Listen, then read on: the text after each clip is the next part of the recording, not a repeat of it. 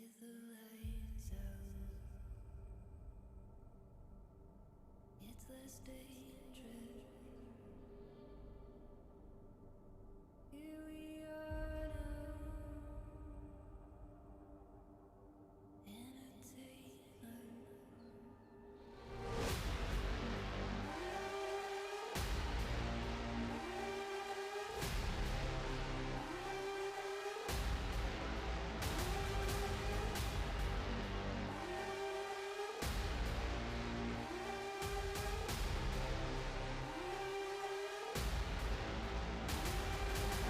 Breaks through a couple tackles, making people miss. Touchdown! Now play action, fires over the middle, pass it is caught. Touchdown, Deer Park! Give it to him out of the backfield. Touchdown, Deer Park!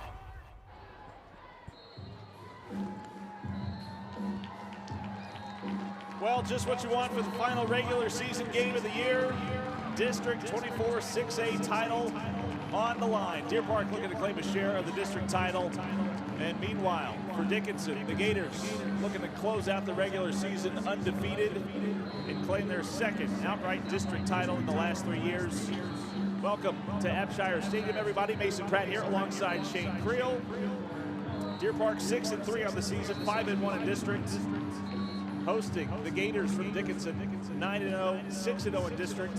And Deer Park trying to bounce back after a disappointing loss last week on the road versus Clear Springs.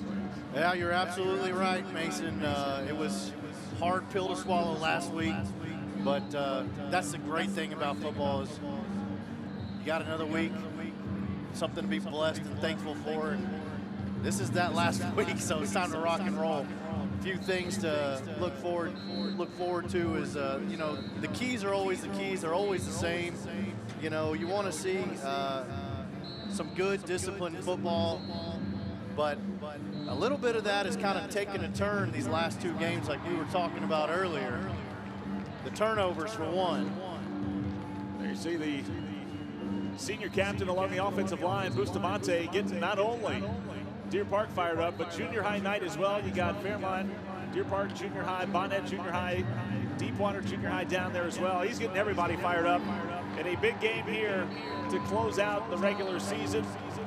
Hosted the Gators from Dickinson. And Dickinson, like we said, 9-0 on the year, 6-0 in district. They have just been a buzzsaw so far through this district schedule. They've looked like one of the best teams in the Houston area. That's without a doubt. I mean, you watch just even a little bit of film, you can tell these guys are talented, very physical, and I mean, just some serious speed on the field when they're playing.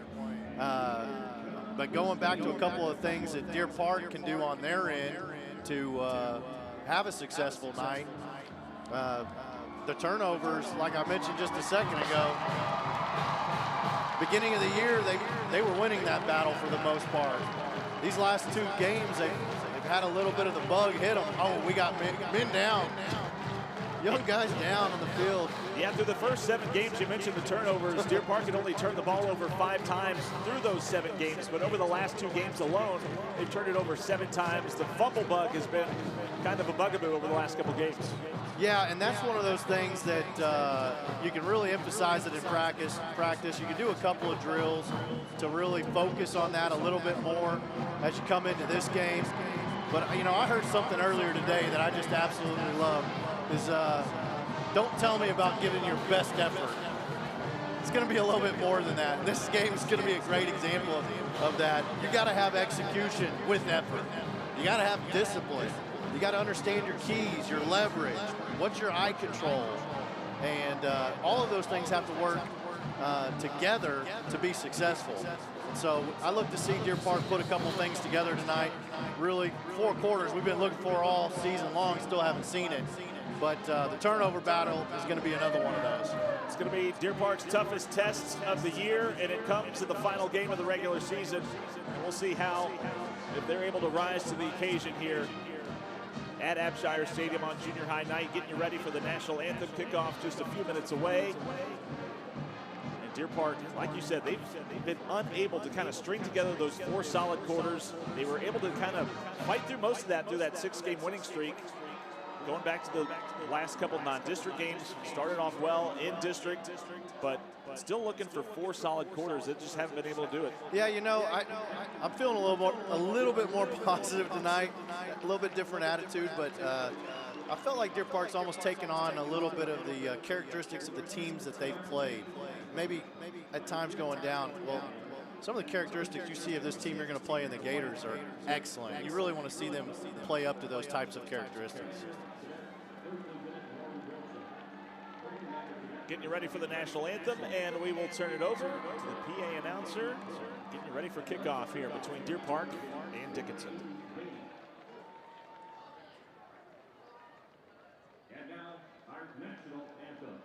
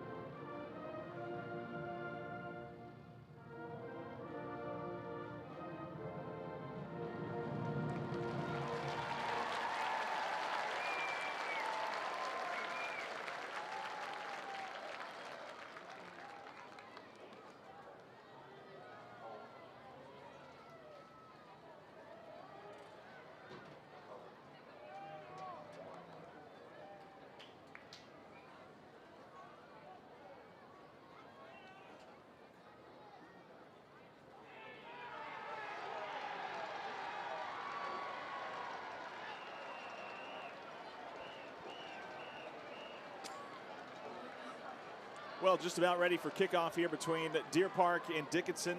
Final home game of the regular season for Deer Park. And we talked about a lot of things going to have to go well tonight for Deer Park. Going to have, you would believe, have to win the turnover battle. And this is also a high-powered Gators offense. They love to throw the ball, something that this Deer Park defense has been susceptible to all year long, getting beat deep. Yeah, you know, I don't want to say this as an excuse or anything because it's the guys that you're rolling out there, but you do have some young guys playing cornerback for the Deer, and progression has seemed to be a little bit slow, but I mean, it's in your face when you're at that age trying to come up and play varsity football.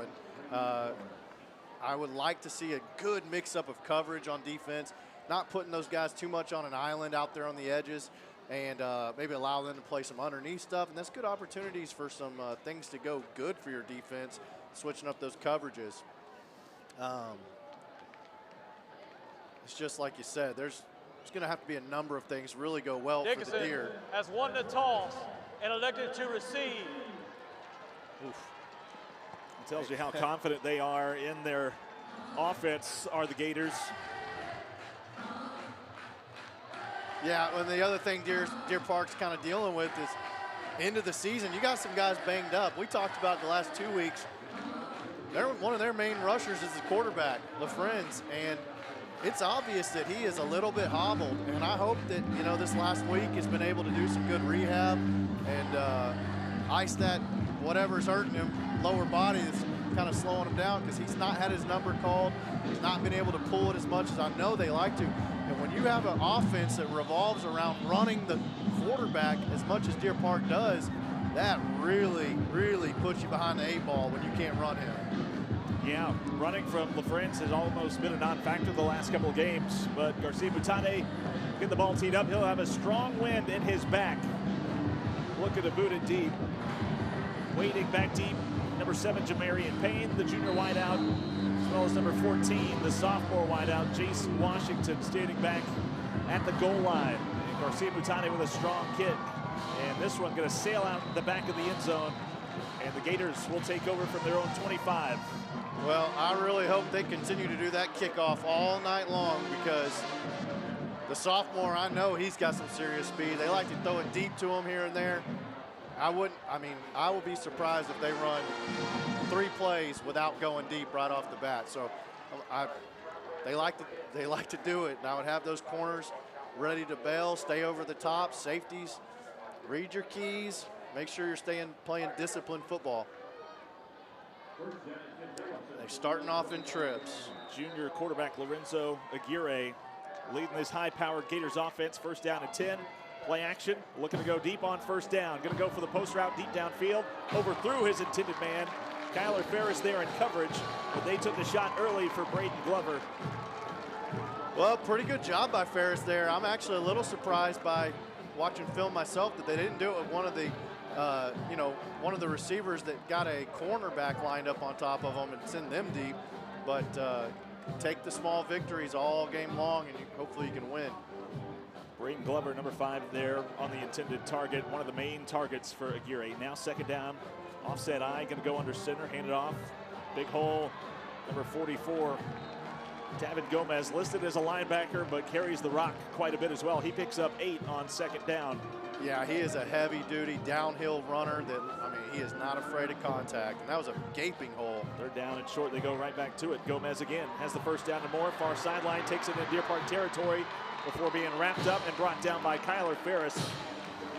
Gomez came into tonight's game, 76 carries, just under 500 yards, 9 touchdowns, so they give it to him a lot, but not even the main rusher for this Gators offense. Aguirre, play action, buys time, fires slant route, deflected away. Kyler Ferris in coverage, this time looking for number 85, Niquayan Kinchin. A lot of weapons for this Gators offense, averaging over 500 yards per game, 52 points per game, and they like to throw it almost 300 yards through the air. Yeah, and they will stay consistently going after it, because right now, they've had the 2 incompletions, but they will go right back to it quick. 3 wideouts near side of the field.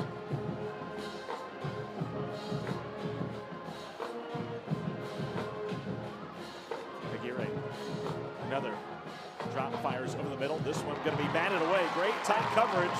This time Bryce Medley looking for Caleb Peterson. He is the go-to guy. He ranks 3rd in the district in receptions, 2nd in yards, 2nd in touchdowns. Caleb Peterson, number 3, going to be a go-to guy as well. Huge down right here. This would be massive for Deer Park to get off the field. 3rd down and 10 from the Deer Park 39. Aguirre to throw again. Pocket collapsing, fires. Pass going to be complete and hauled in for a Gators first down.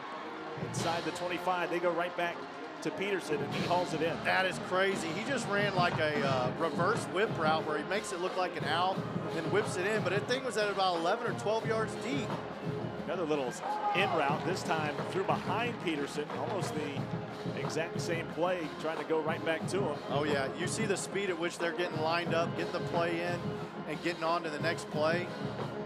Deer Park defense has got to be, Johnny on the spot getting lined up. Calling it quick and then get lined up. 2nd and 10 from the Deer Park 24. Going to go under center. Back on the ground for Gomez. Met at the line of scrimmage and brought down. Short gain on the run there by Gomez. Sets up 3rd down and long. Yeah, that was a great job on the backside of zone with, I believe that was Ferris, the safety, coming downhill on the backside of that, making contact pretty early. 3rd down, 7 to go. Aguirre, option look, play action, slant route. This time going to be hauled in or incomplete. A late call, but Peterson nearly able to hold on to that one. Fought through the contact, but good job by, I believe, Medley coming over the top. I'm surprised. You said that's Medley up there at the top? Yeah. They've gone to it. That's the 3rd time, the same route, basically. That kind of a deep in route or a little bit deeper turning slant. And he's been right there every single time. You just got to watch out for the slant and go at some point. But Man, if you can time that up and get a pick. 4th down and 7. Offense staying out there for Dickinson. Aguirre looks right. Fires. Going to be incomplete. Receiver fell down. Was looking for Braden Glover. Lost his footing, and Deer Park holds on the opening drive. Wow. I'm really proud of the way that Deer Park secondary stepped up on that opening drive. That's the type of intensity and discipline you're going to have to continue with all game long. 10-play drive for Dickinson ends in no points. A little bit of a choice route there, it looked like, where the receiver, I think, was getting ready to break it the other way, but the receiver, or the quarterback, thought he was going to keep going, and lucky it wasn't intercepted. See what the Deer Park offense can do against the top-ranked defense in the district. Deer Park take over at their own 21-yard line, 1st and 10. Slant route, pass called in by Schroeder. Trying to break through contact, but a good-looking play on 1st down, gets it up ahead to the 40. Tell you what, that's been one of their best passing plays they've done. It almost looks like an RPO off a zone where they're bringing the tight end across, and he's just squeezing down those linebackers and safeties, getting a pretty easy throw and catch. Good job by him bringing it in. Marked down at the 39 officially. Handed off. Trace Yates submarines and taken down at the line of scrimmage. No gain on the play.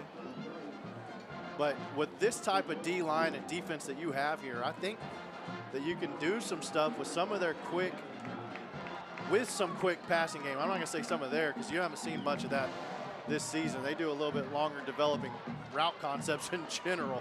But I think if Deer Park does adopt a little bit more of that quick game passing, you can, like I said, get a couple 1st downs and really move the ball and hopefully score. Yates was able to squeeze out a yard, so 2nd and 9. LaFrenz rolls to his left, looking for somewhere to go, and just throws it into the bench. Closest receiver, Braylon Aston Jackson, in the area. Yeah, it's been a little bit of my #1 complaint on some of their passing plays, you know, especially on any sprint out, any play action. It gives a good defense that much longer to adjust and then get after the quarterback. And this is a defense that can get after the quarterback. So I want him getting that ball out of his hand as fast as possible. See what they could dial up here on 3rd down and 9. Ball at the 40. Empty backfield look here. LaFrenz looked like he was trying for the hard count, wasn't there.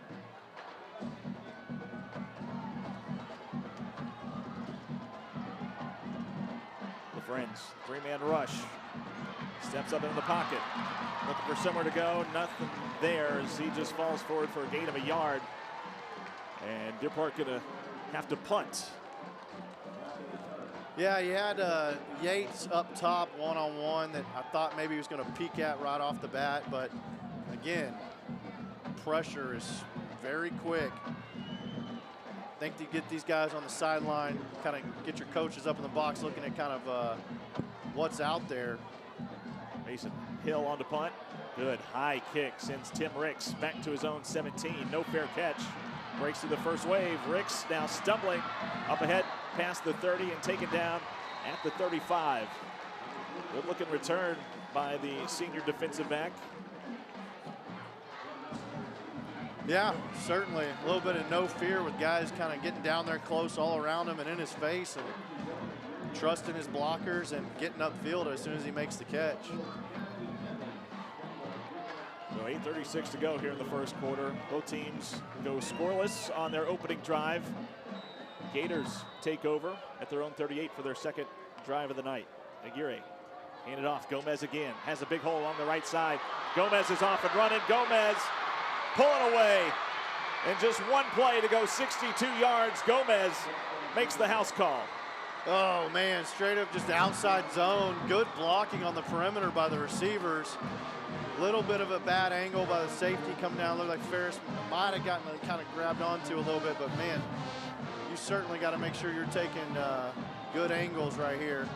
Actually, number 14, not 44. That was Sophomore. Jace Washington, the sophomore wideout. Lined him up in the backfield and just used his speed to get the edge. Yeah, they're kind of messing with the linebackers, but it looked like pulling the front side guard maybe. And when you pull, if you got linebackers that are reading guards, that'll cause them to hesitate on the interior. So their pursuit's going to be slow. And then you're relying on all your secondary guys on the edges to make sure they make a tackle and nobody's home. Well, the Deer Park defense showed strong that opening drive, but they sure that is can. the big playability of this Gators offense. I was about to say, they sure can strike and strike fast.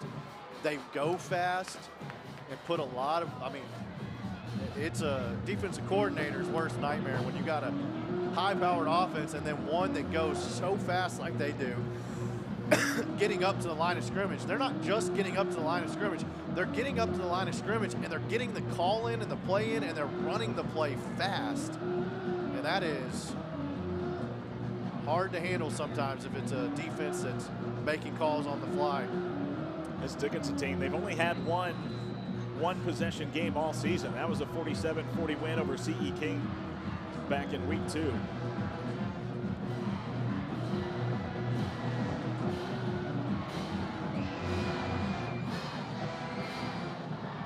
High, short kick.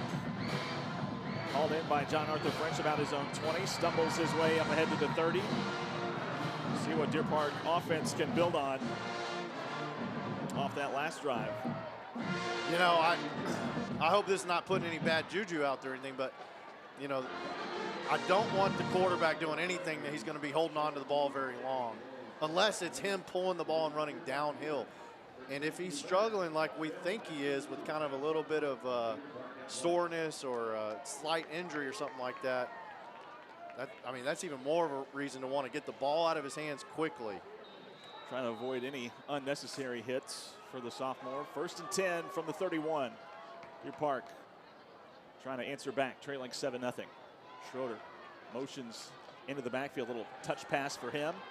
Waits for the block to develop. Stutter steps at the line. And a lot of running for just a 1-yard gain. Man, it's wild. Whatever that play, when the ball got snapped, they had the edge sealed with a guy out in front to make one block, and then just the speed and the pursuit of the defense causes something that at the snap of the ball you think is going to be at least a 5-7 yard gain to only be 1 yard. That's great defense by Dickinson right there. Yeah, it's a athletic, fast defense. Yeah. You can't really run side to side on them very well. 2nd down and 9. 7:40 and counting. Now Braylon Aston Jackson in motion.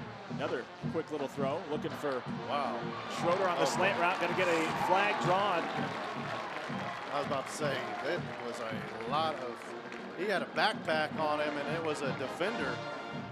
So the side-to-side stuff are things that I think Deer Park is going to have to continue to show. Right there, they do the motion, kind of make it look like the zone, and then they do that kind of RPO pass on the backside of it, which has been fairly successful for Holding them. on the defense. Number 2, 10-yard penalty, automatic 1st down.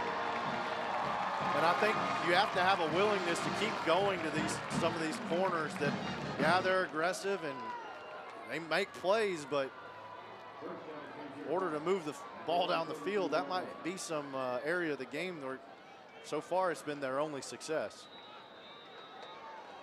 Deer Park able to reap the benefit of the defensive holding penalty. 1st and 10. Another play action, this time going to air it deep, looking for Schroeder one-on-one. Outstretched arms, a lot of hand fighting deep downfield, but it falls incomplete. Yeah, Schroeder that was a pretty savvy receiver move that he had going down the field. He kind of was almost holding him off with one hand, trying to get down the field. And it's a tough decision to make sometimes, like whether you just pump your arms and run or you try and like hand fight with them like that, just not quite able to bring it in. But I tell you what, just by the way they're lining up sometimes, if you run some shorter routes, you got some open space on the field. Like right there, they lined up. The number 2 receiver's completely uncovered. A little hitch route would have been wide open to the number 2 receiver on the previous play. Ball at the 42, 2nd down and 10. Delayed handoff, stretch play for Zuniga. Trying to turn the corner, gets up ahead to the 45. Short pickup of 3 for the running back.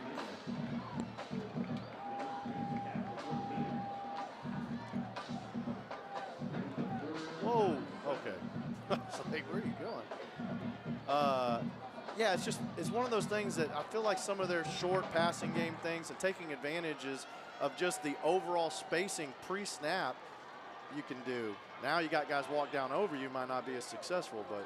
They're down at 7. Dickinson might be bringing the blitz here.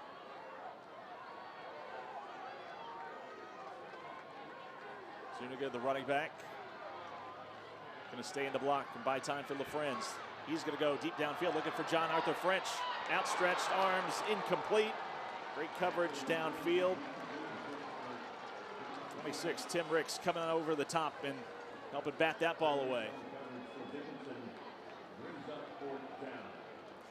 Well, we called that play Cadillac, where you throw a deep post with a kind of a deep out underneath it.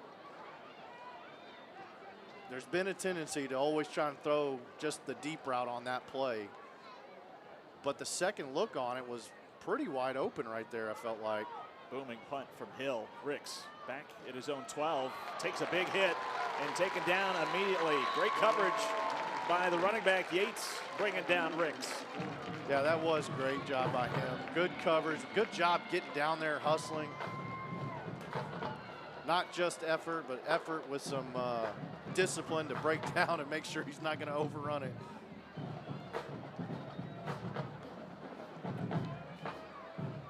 Well, we've seen Dickinson go one play, 62 yards for a touchdown, and we've seen them turn the ball over on 4th down.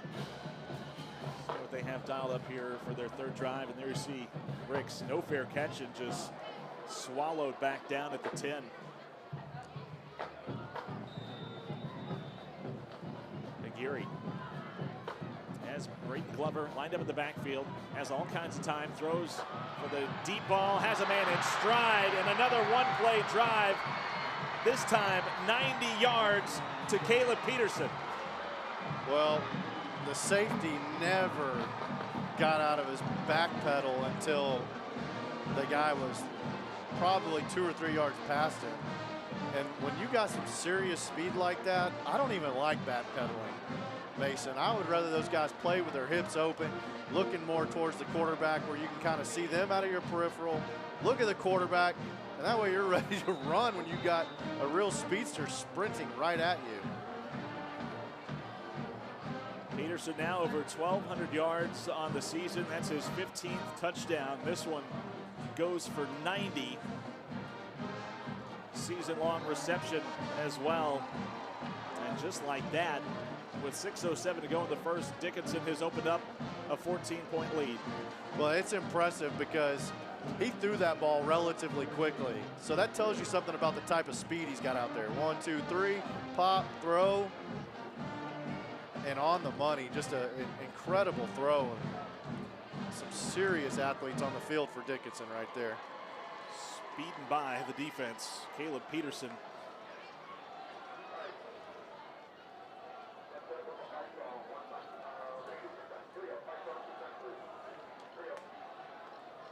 Well, we knew Dickinson was going to take some shots downfield. But boy, they have, it almost looks like a 7-on-7 drill. Yeah. Just read and throw, not a whole lot of pressure yet from this Deer Park defense. Yeah, you know, and maybe they set them up on that first drive with all those in-breaking routes they ran. Safety started feeling a little bit more comfortable thinking they're going to get a pick. But, I mean, everything after that's been just flying down the field going by them. And I think we had an idea that might be a little bit of a weakness for Deer Park. Squib kick. Hauled in at the 30. Good looking return. Braylon Aston Jackson with a little bit of a spark for Deer Park inside the 20. Braylon Aston Jackson to the house. Touchdown.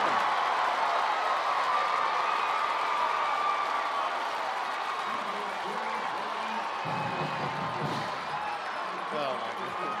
Late flags at the end of it, but Braylon Aston Jackson goes 70 yards to get Deer Park on the scoreboard. Sideline warning on the Dickinson bench.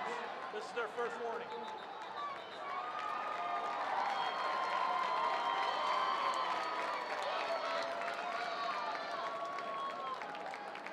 I think maybe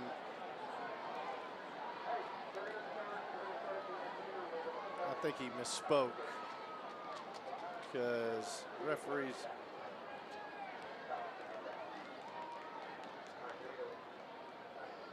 Mutade coming on for the extra point. He misspoke. He's calling an unsportsmanlike on someone with Deer Park.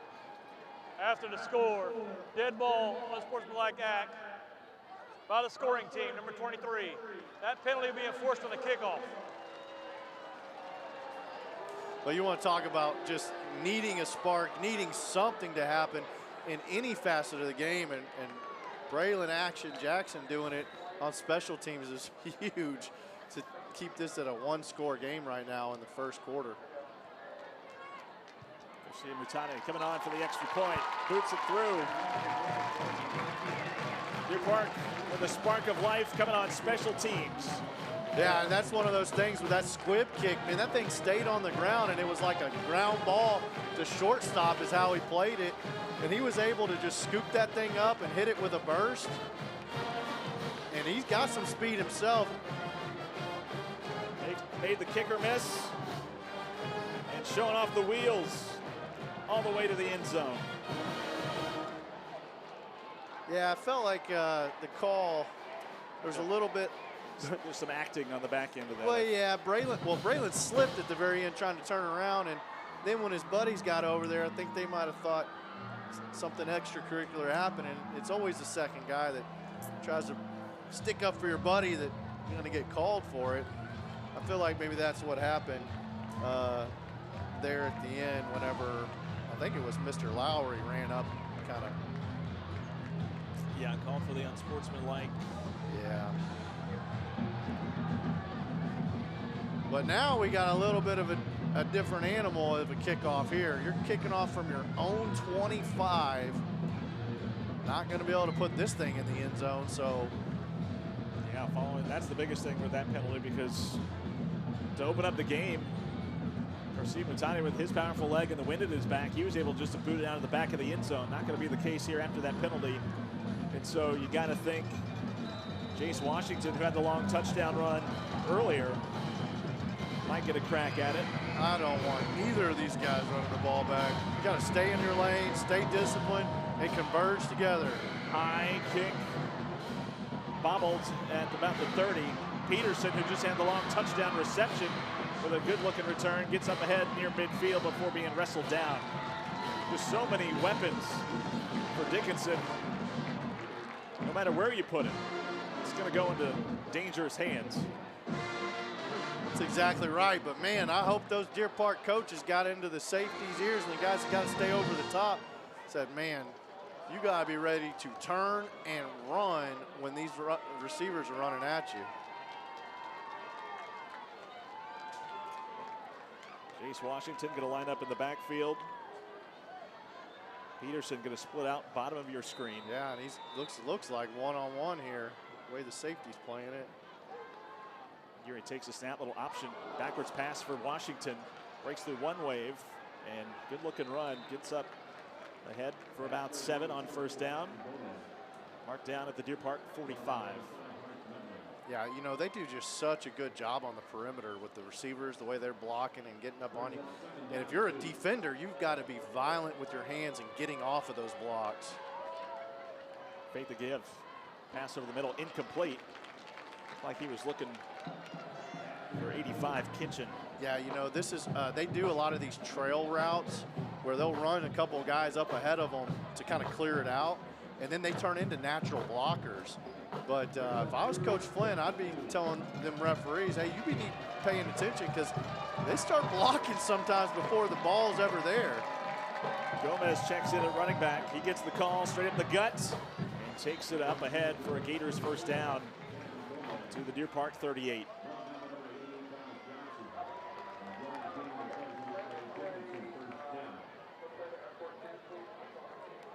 New set of downs for the Gators. Aguirre going to go under center. Hand it off. Gomez again. Breaks through the line. Gets up to the second level. And rumbles his way down to the 31 for another 7-yard burst. You know, somebody's got to step up. We need they're great on the O-line, D-line, all the way around, but somebody's got to be able to step up, make a big play on the interior to help them out. Aguirre, curl route, pass complete. Peterson again, breaking through the outside. Peterson off and running inside the 10. 5, cuts back, touchdown Dickinson. Caleb Peterson's second reception of the night that goes for a score. Just weaving his way through that Deer Park defense. It's just like you're watching a different caliber of athlete out there sometimes when you see him get the ball and what he can do. And not even celebrating, just Yes. all business. I love that. I mean, I love that. It's like, this ain't new for me. I'm not, I'm not going to act like it's something special because I do it all the time. I always like that attitude about anybody that scores the ball. Act like you've been there before. Act like you've done it. And just what he's able to do when he turns around, gets upfield, guys over pursuing, and then you watch on downfield, everyone is blocking. Peterson now 3 catches, 136 yards and 2 touchdowns. 136 yards. Say that one more time. I'm sorry. 3 catches, 136 yards and 2 touchdowns. Caramba. Holy. Dickinson already over 250 yards of offense here with still 4:25 to go in the first quarter.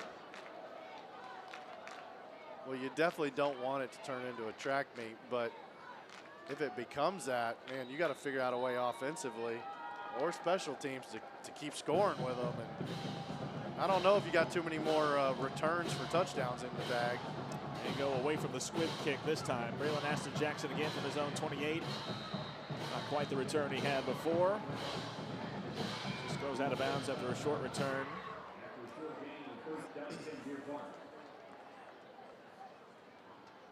Deer Park offense, just 26 yards so far on 9 plays. Started off looking good on the first play, a little slant route to Schroeder that picked up 19, but since then, Dickinson has shut the door on this Deer Park offense, trying to find something.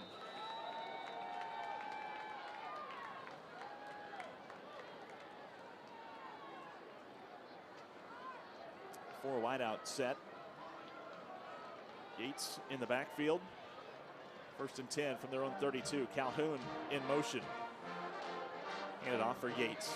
Tries to find a hole, not much there, but lowers his shoulder, picks up 3 to the 35. Yeah, one of the things I noticed right there is they started off in trips and they motioned into the backfield.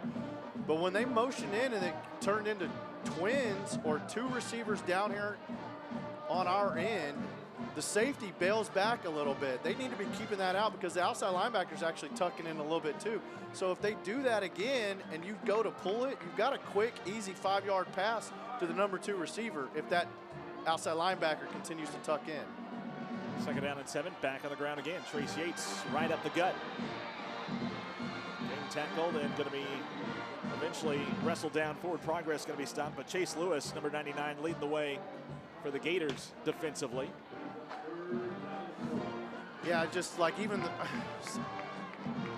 Yates going to get credit for a 3-yard gain up ahead to the 38. So about 3rd down, 4 to go. Deer Park not trying to give it back to this Gators offense that has been clicking ever since being shut down on their opening drive. Deer Park trying to convert on 3rd down. LaFrentz, Schroeder in motion. Give it to him on the jet sweep, looking for somewhere to go. Running out of real estate and just going to slip down at the 41. Needed 4, picks up 3, and Deer Park going to be forced to punt.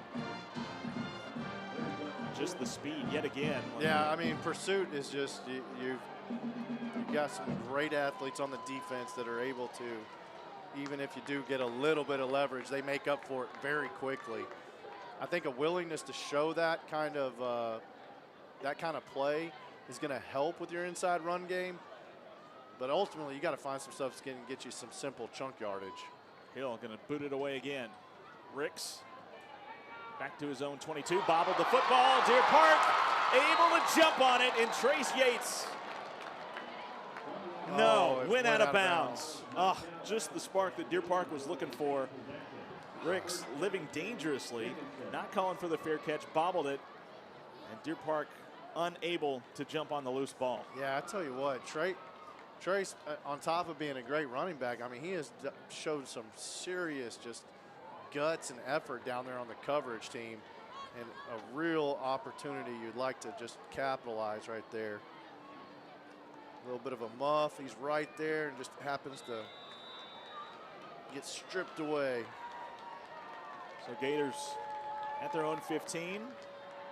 Go on the ground. Gomez with another big hole. Gomez past the 30 and taking defenders with him out past the 40. Everything working for this Gators offense. I mean, you look down for a second and they're 15 yards down the field. See what the D-line is doing here against some of these run plays. Gomez picks up 28 there. Back to him on the ground. Met at the line of scrimmage, spinning off tacklers and still able to fall forward before Wojtek was finally able to clean it up. Yeah, that's exactly right. I mean, we got some people making contact basically at the line of scrimmage, and just a tough runner able to roll off of it, take contact, and still gain yardage. Picks up 4 there.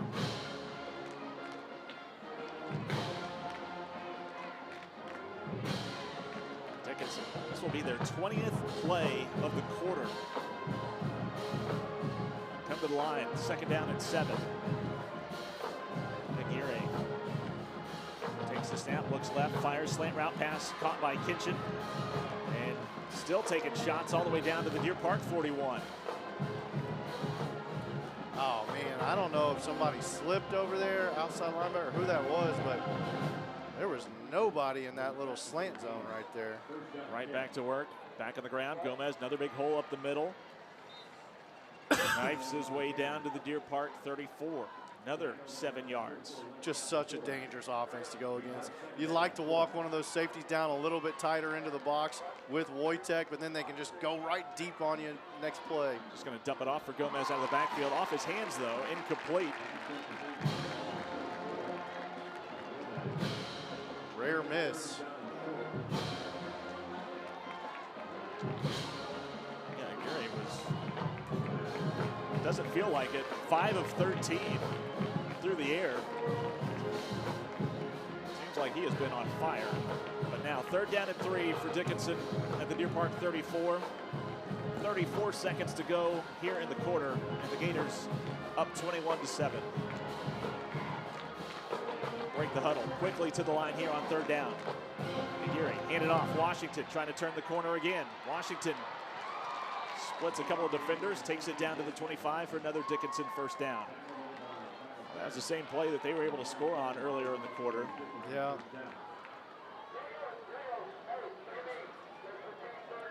They can just hit you so many different ways. I mean, and basically out of the same formations, and so you got to be on your toes. Just focus on your keys, and I would really like to get those corners peeking into the backfield every down to where Dickinson going to let the final seconds of the 1st quarter tick away. They'll have the wind at their back for the 2nd quarter, but Gators firing on all cylinders offensively. And we head to the 2nd quarter. Deer Park trails Dickinson 21-7.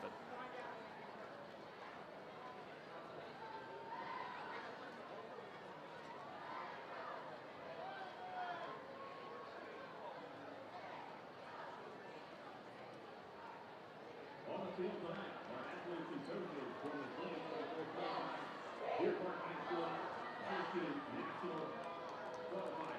Back in January, the cheerleaders competed in the national class of cheerleaders and the finale and brought home their 6th national title in the last 8 years. They already 5 straight wins. The cheerleading program would like to thank the community, staff, and administration for their continuous support. Let's give a big round of applause to the Deer Park High School cheer team.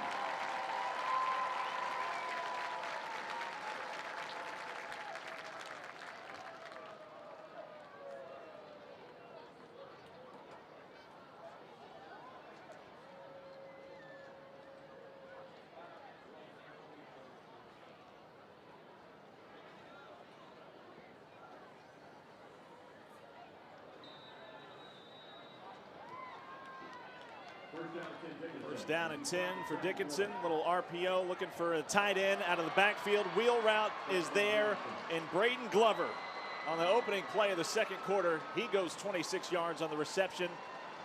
And Dickinson, just like a well-oiled machine. No, Joe. I mean, they've been able to kind of do the outside zone look multiple times with great success, and so you're catching some guys trying to step up and help out on the run game, and you had multiple guys downfield that were wide open.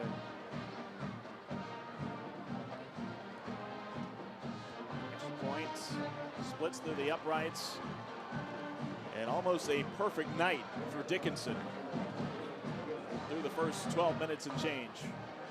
There you see Glover lining up in the backfield, just wheeled out, and safety unable to undercut it. And Glover scores his 12th touchdown of the year.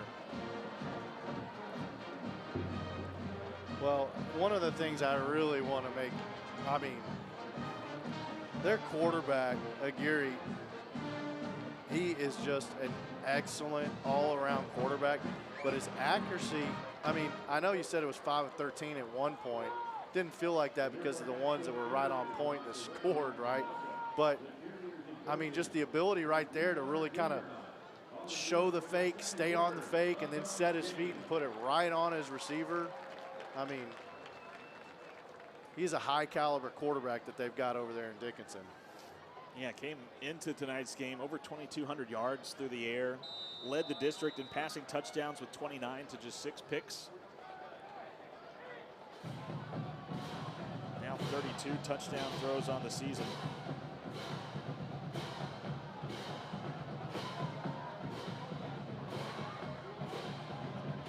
Gators open up their largest lead of the night, 28-7 now. This ball going to fall into no man's land. John Arthur French is going to let this roll into the end zone and going to be brought out for the touchback. Dickinson averaging over 14 yards per play. Deer Park averaging 2.9. 14 yards per play is absurd. Absurdly good. So in the by-district round, if this score were to hold, it would be Dickinson and Atascocita in the first round. What a matchup that would be. Taking Dickinson. Well, the two met in the playoffs last year, and Atascocita got the better of the Gators. Oh, I don't think these are the same two teams. I think you're right. First down and 10 for Deer Park at their own 25. Following the touchback, the Friends. Hand it off, Zuniga nowhere to go, as just waiting in the backfield to blow that play up. Yeah, I mean, there's just so many guys in the backfield. It's Braylon Bradley blows it up and forces the fumble. Officials. What? Oh man, I looked away too soon. Can't blink on this. Oh, just took it right out of his hands. Looked like number 99, Chase Lewis, just stripped that ball. Man, that looked like the candy and the baby and the stealing of the candy. Holy smokes. You know, we talked about also LaFren's kind of struggling, I think, with some mobility issues and things like that. But even the last drive and the drive before that, even on his handoffs where he normally would kind of do a little run fake, there's not much of a run fake. Oh, they're empty. Empty backfield look. Gary floats one wide open. Glover again. Touchdown. They snuck him out. They snuck him the what they. Oh my goodness. Well, two touchdowns in the quarter. Trickery. That was trickery. Limed him out as a lineman right there. He's lined up as a left tackle. And that's what you get whenever you hurry up and do all this quick offense. You got some of these plays in your bag. They sprint to the line of scrimmage, put 3 guys out wide, and another 2 guys out on the other side. And you just sneak one of your O linemen over there. make sure you don't cover up the left tackle, which is actually an eligible receiver. Snap the ball real quick, and everybody else, linebackers, safeties, are spreading out all over the place. He's right up the middle of the field. The old polecat play. No answer for this Deer Park defense. Well, we talked about turnovers being a key to the game. It's certainly not been the biggest key so far, because I don't think the score would be that much different, but it led to 7 right there. Set them up on the doorstep inside the red zone, and just another one-play drive. I'm gonna sit down and try and change some of the luck in the air, okay, Mason? Third touchdown drive of the night for Dickinson of one play. Whew. 62-yard touchdown play, 90-yard touchdown play. This one the shortest at just 18. I mean, just everything that Dickinson has done tonight has been just really well executed, on top of having really great athletes. Those two things together make you a real contender in the playoffs. Yeah, I believe one ranking I saw had them as the #2 ranked team in the Houston area, ahead of the usual suspects like Katy and North Shore. Yates hauls it in, and now trying to turn something out of that return. Takes it up ahead to the 23, but going to be brought back, flag thrown on the backside of it. I hope it was worth it. I think we had a little bit of a peel back block that occurred, and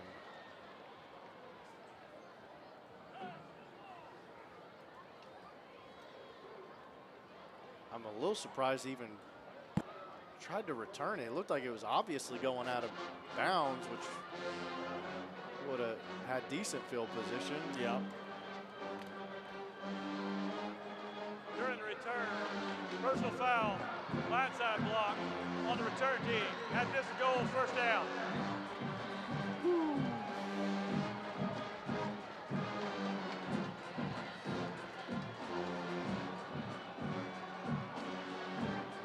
We got the whole Dickinson defense dancing, and why not? We talked about the Gators offense, their defense just as stingy. 17 points per game, less than 200 yards per game given up. Gators with the top-ranked offense and defense in the district. 1st and 10 for Deer Park from their own 7. RPO finds Calhoun out of the backfield. Makes the catch, picks up 6. Yeah, that's just a nice little wrinkle off of inside zone where they like to bring the tight end or the fullback across the formation right there. What? Now they're going to rule incomplete. Oh, man, the guy with the cast dropped it. Does he still have a cast on him? Sure does. That's why I was about to be impressed with the catch. Oh, man. 2nd down and 10 following the incompletion to Calhoun. Straight handoff for Yates. And beelining down the line. Quintrell Bloom, the linebacker. Yeah, I mean, he's coming down. Like you said, he's coming around so fast, unblocked. And these are the type of things that a lot of times when you got to run a quarterback, coaches see that and say, all right, we're running that play, and I want you to pull it next time that happens. But I don't think there's a ton of fear that he's actually going to run the ball. 3rd down and 8. Ball at the Deer Park 9-yard line. The Dickinson band going to try and make it loud on that north end. To throw, LaFrenz going deep, looking for Schroeder, trying to get underneath it. A lot of contact, and going to draw the penalty. Aiden Edison, number 19, I think, coming over the top, making the premature contact deep downfield. Going to bail out Deer Park here. Well, it's the old throw it deep, and if he's got to come back to the ball, maybe he gets pass interference. 15-yard penalty, first down. He had a step on his man, and the ball hung in the air so long, the other side of the safety was able to come around and get contact on him.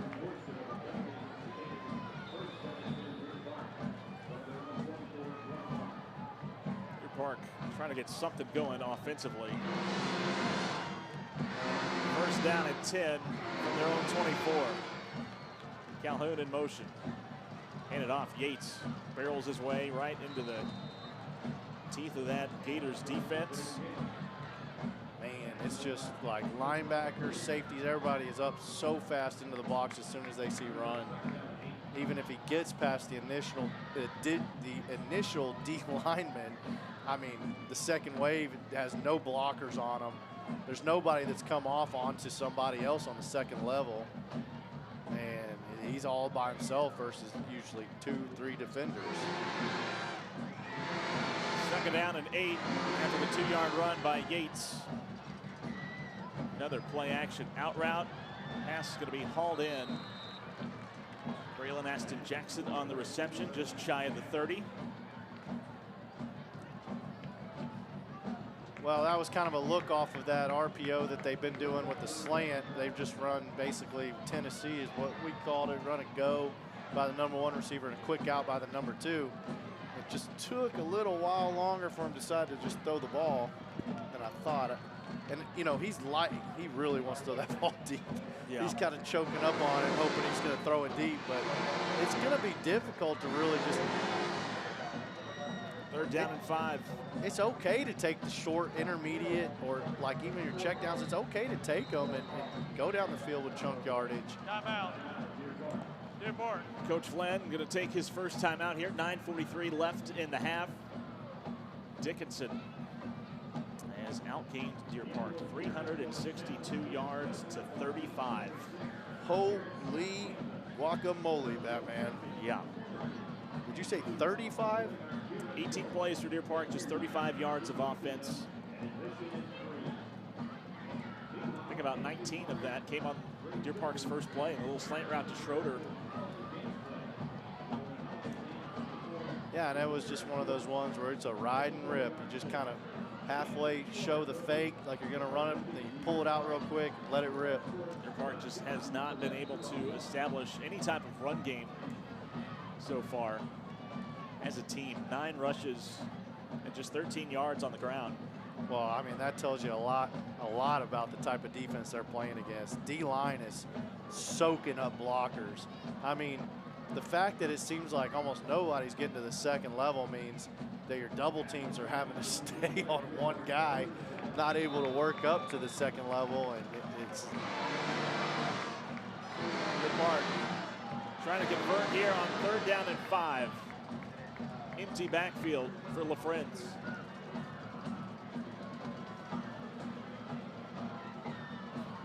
Dickinson rushes 4, penetrates the backfield, and LaFrenz somehow able to get 2 out of that, but just so many gray jerseys in the backfield right from the snap.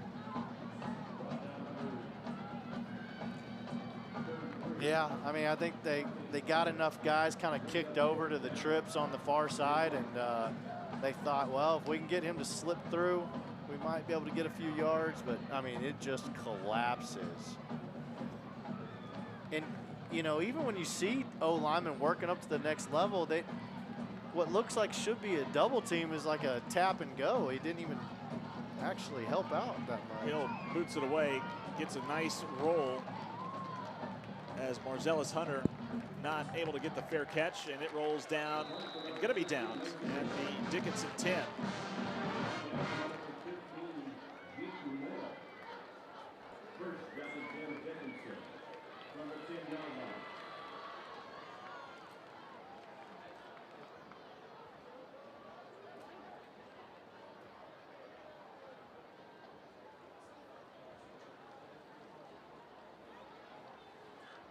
Gators looking for their first undefeated regular season since 2014. Gators went 13-1 that year before losing to Cy Ranch in the 6A Division I quarterfinals. Might be poised for another deep playoff run here in 2025. Yeah, I mean, they look strong. Obviously here in person, you know, I think this was an obvious uphill battle for Deer Park watching film and coming into this, and based on the scores previously. Play action. Looking for another wheel route out of the backfield. Glover again stays in bounds, up ahead past midfield, and finally wrestled down at the Deer Park 36. Well, I think they got a different quarterback in the game, and first play is a throw for 50 yards. Isaac Ramirez picking up right where Ure had left off. And Ramirez stays in the throw, buys time, fires over the middle. Going down to the ground and making the catch is Kitchen.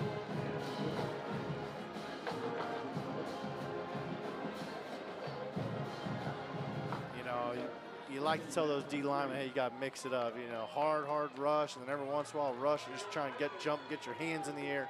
Anything, mix it up the way. Fake the give to Gomez. Ramirez under pressure. He's wrapped up, and he's going to be dropped for the sack. Thomas Johnson and Gabriel Salinas combining to make the stop. Well, it's a good job not going for the fake and sticking with the quarterback there. Might be the first negative play for Dickinson all night. Salinas making first contact. Johnson there to clean it up. Make it 3rd down and 12. 12 yards, I mean, that should feel like nothing for how many. Yeah. Ramirez from the shotgun, handed off to Washington. The speed, gonna get to the corner again. Washington picks up the first down, like you said. Might as well have been 3rd and a yard. That play for Washington has been there. Called it 3 times tonight, and it has gone for big yardage every time. I mean, it is crazy how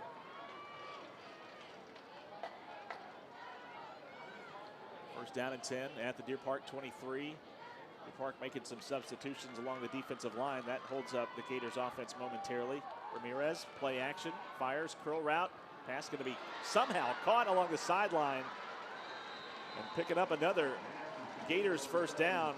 This time on the reception to Jamarian Payne. 2 defenders right there, and I was about to say that's a great job by De La Cruz, but he comes back to the ball and he says, I'm the one that's going to take it, and he comes back to the ball, takes the ball, and massive gain.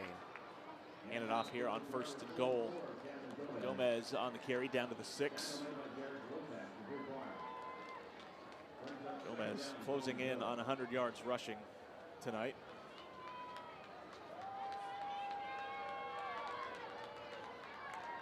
Second down and goal. Ball at the Deer Park 6. Ramirez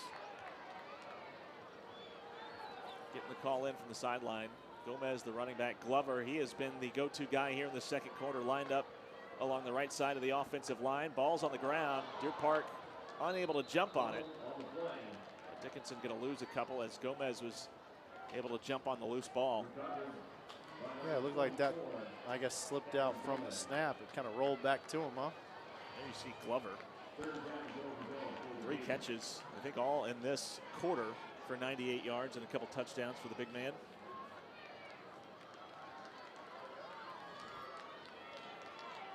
Third down and goal.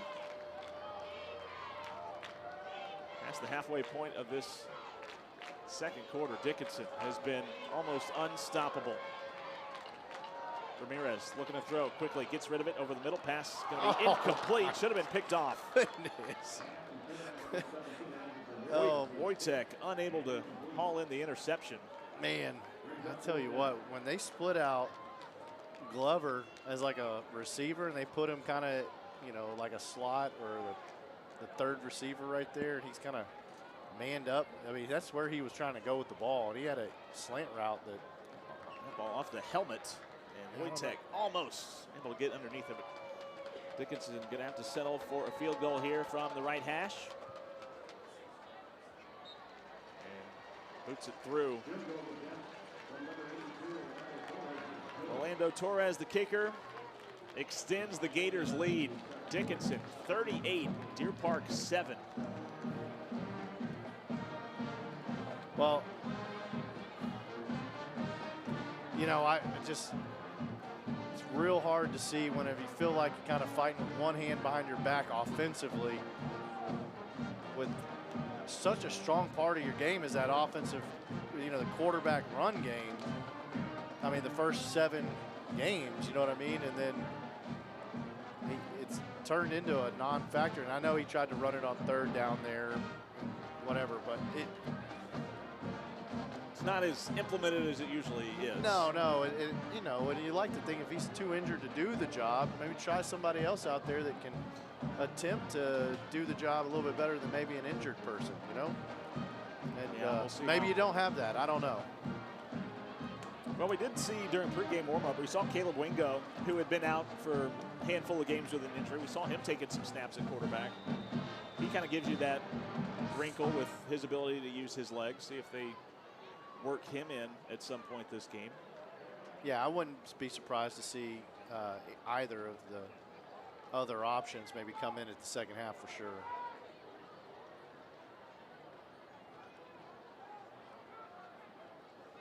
So 5:20 to go in the half, and another little high, short kick. John Arthur French from his own 15. He's going to try and get to the far sideline instead. Slung down, great coverage there by Dickinson. Wrapped up and brought down. Quintrell Bloom, the linebacker, making the tackle. Yeah, I mean, I think you're going to have a hard time doing anything, you know, east and west against this team kickoff. I mean, the one that went back for a touchdown was, I mean, he caught it, made one guy miss, and was vertical basically immediately. So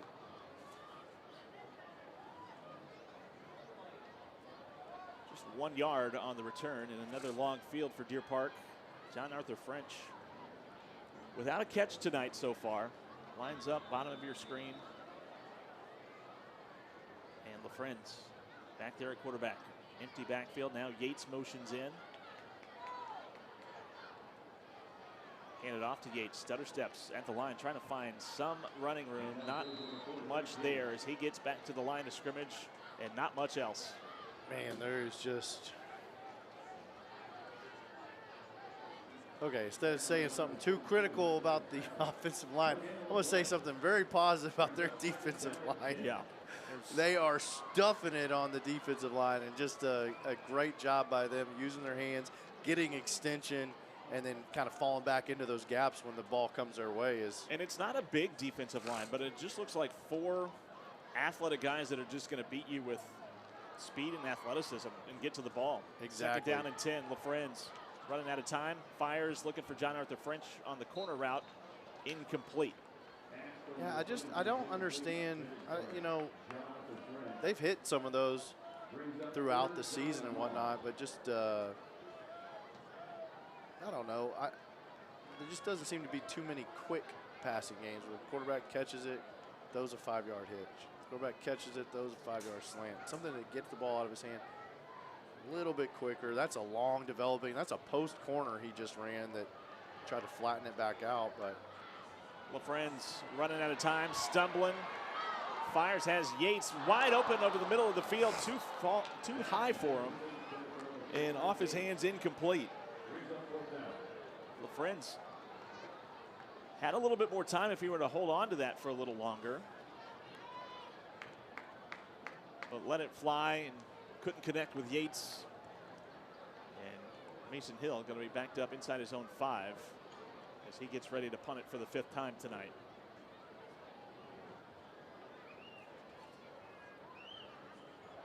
Marcellus Hunter back there taking over the punt return duties after Ricks muffed the ball back in the first quarter. Mason Hill, another good kick, high kick that takes another Deer Park roll inside Dickinson territory. And Deer Park going to down it at the Gators 42.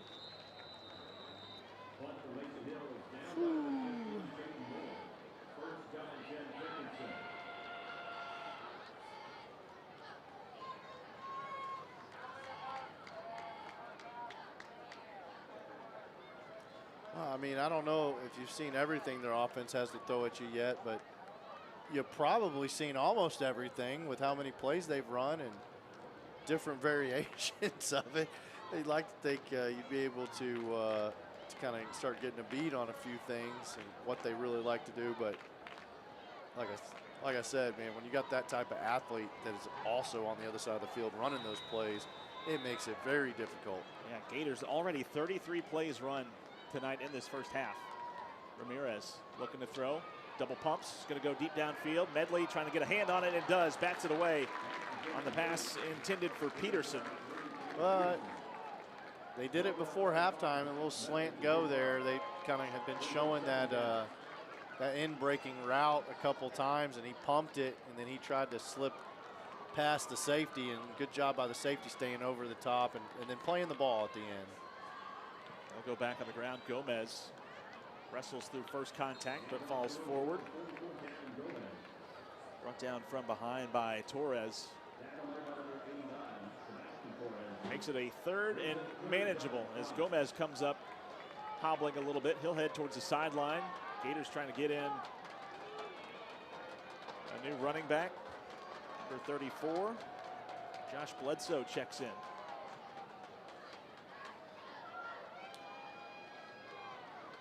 Off the Gators 48-yard line. Play clock at 10. Still plenty of time for Ramirez and company. 4 wideouts. Actually, Aguirre looks like back in there.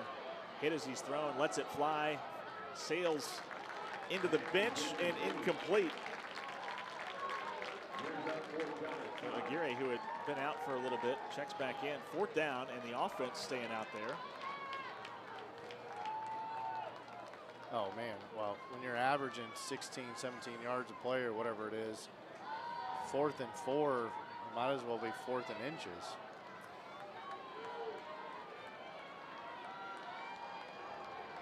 I mean, I don't even know if they've done a running play that's been less than 3 yards yet. Timeout. Dickinson. Dickinson going to burn a timeout with 3:13 to go in the half. Gators on top by 31, up 38-7.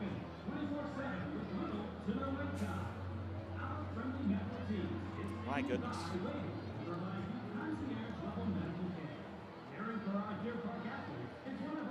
What do you think, Mason?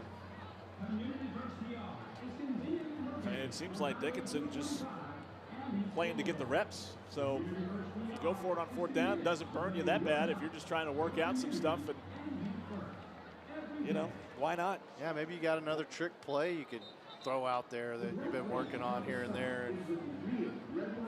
Almost 450 yards of offense in this first half. That's pretty impressive. I mean,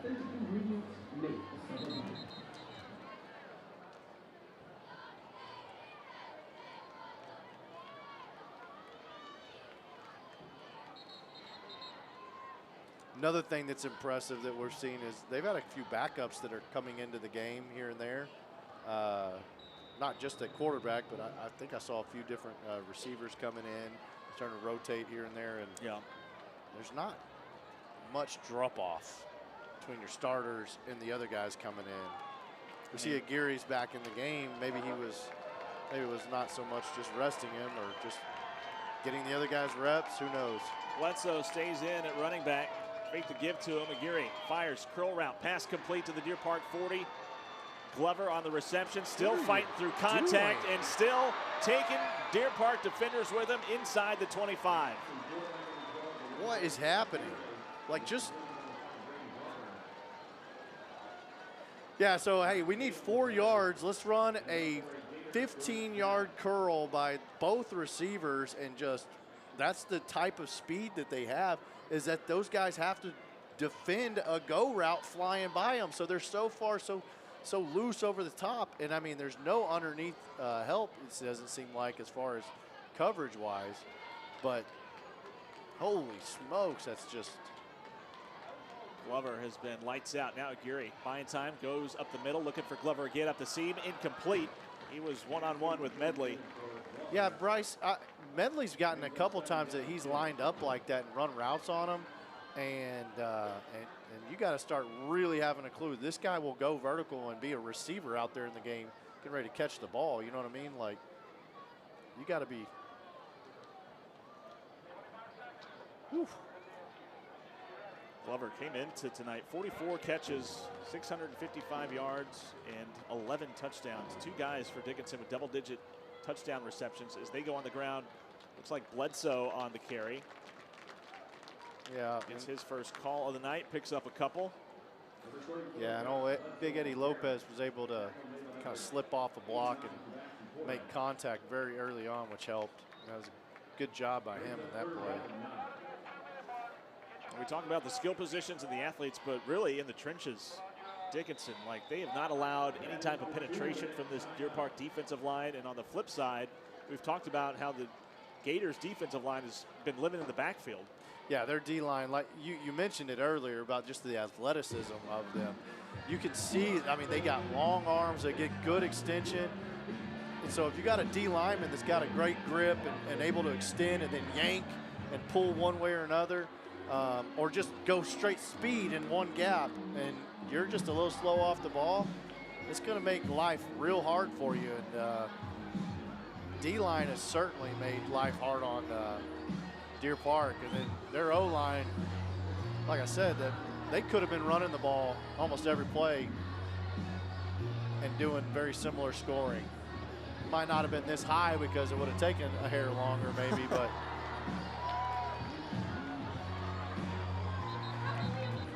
yeah, it's the top passing attack in the district. Like we said, averaging just over or just under 300 yards per game through the air, which at the high school level, that is a lot. yeah. I think people might not understand. Like, yeah, they hear 300-yard passing nowadays, especially the college and the pro level. That's almost an average day. But at the high school level, 300 yards is lighting it up. I mean, but from what I've seen watching film, it's just a willingness to stay consistent going down the field at these guys. Aguirre takes the snap, looks right under pressure, hit as he's thrown, but pass complete to Kitchen on the drag route, breaks through tackles and takes it down inside the 10, setting up a Gators 1st and goal. Yeah, they were trying to hit another wheel route out of the backfield, and they were able to cover it, but the backside drag coming around wide open. Gators trying to go quickly to the line. Deer Park allowed to make some substitutions. Thomas Johnson comes off the field. Aguirre going to go under center. Hand it off. Bledsoe along the right side. He is taken down at the 4. And the first contact, even in the running plays, not coming until at least the 2nd level. No, I mean, it's really impressive. It's great footwork by that O-line. Back to it, Bledsoe again, right side, touchdown. I mean, untouched, I think. You watch, I mean, big old 76, man. You watch him getting his head across on zone. It's just, it's impressive, man. The guys that are just trying to get his head across, keeps fighting. I was looking at another guy, but every one of them, I mean, they got some big guys. And great job of just knowing what your job is and where to win on a block, and that's what they're doing. Torres coming on for the extra point.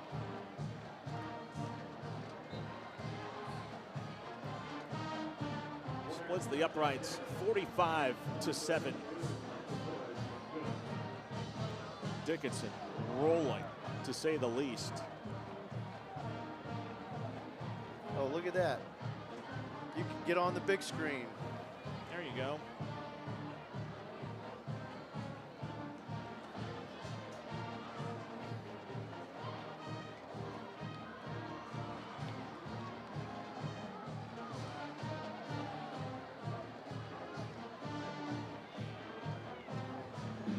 Oh, I gotta take a photo. There you go. Some other scores from around the area. Atascocita, Dickinson's likely playoff opponent in the first round. Eagles up 35-0 on Goose Creek Memorial. And how about this? Summer Creek with a 10-0 lead on North Shore. Hey, they got some great athletes there too. But Summer Creek, oh yeah, likely another playoff team from that district, going to go Division II. And who knows, maybe North Shore making some predictions. And it's still not halftime here. I just realized. yeah, minute 19 to go. Wow. And from around the district here in 24-6A last night, Clear Falls rolled through Clear Lake 67-28. And Brazoswood tonight with a 8-point lead on Clear Brook. Buccaneers leading that one 28-20. Backpedaling goes Schroeder to his own 11. Schroeder with a good hole. Schroeder weaves his way up past the 40.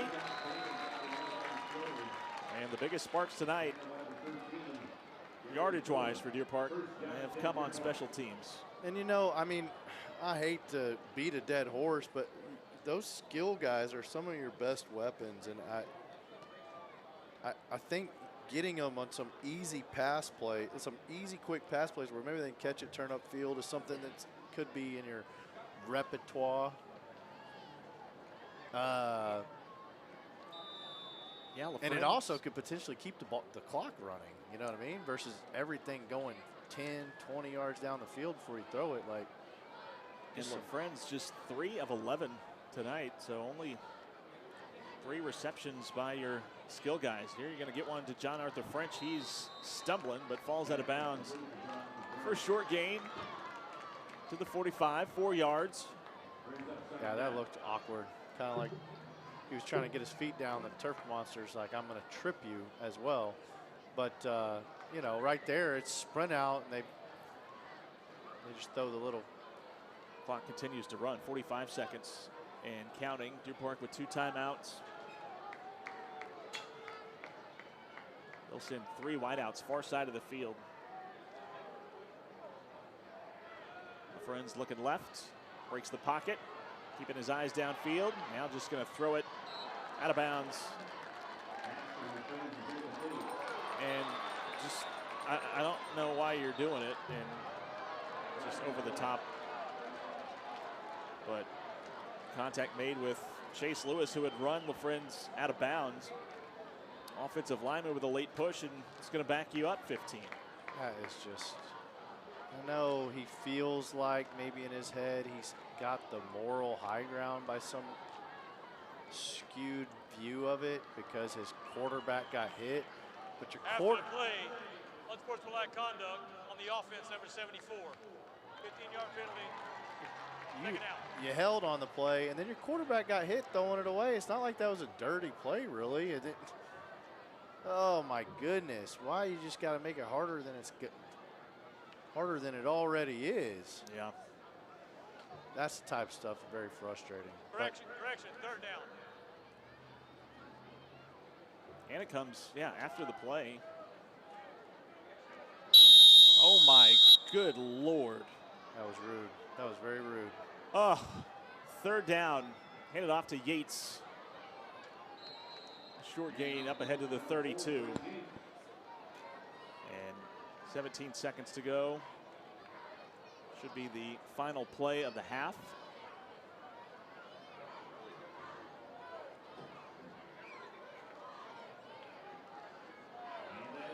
Oh my God. Yeah, no matter where you look, stat-wise, not a whole lot you like to see. Dickinson. 3 first downs. One of them was on the first play of the game. The other one was on a pass interference. What was the third one? I'll have to look at halftime, but there. I don't feel like there's been 3. That was being generous by the stats people. There you see it. 500 yards of offense for Dickinson to just 43.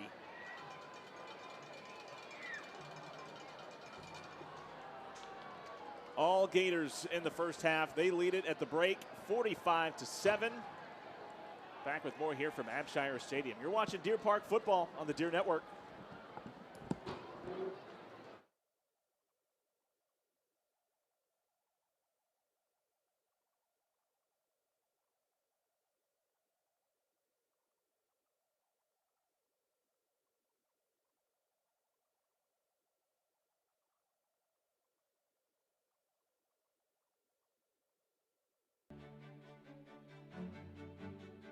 In 1928, Shell moved to Deer Park and started operations the next year. This was the beginning of a lifelong partnership. Over the decades, the site and community have grown together and stepped up to the challenge time and again. Today, Shell Chemicals proudly produces the building blocks to transform our modern world. They give us the clothes we wear and the gadgets we enjoy. As our employees give back to the community, products made with chemicals care for us too. They help us see better and improve hygiene. Our site creates jobs and helps bring the community together, while chemical building blocks keep us connected, both virtually, physically, and inside our homes. Chemicals help make our world better, beginning right here in Deer Park, the birthplace of Texas.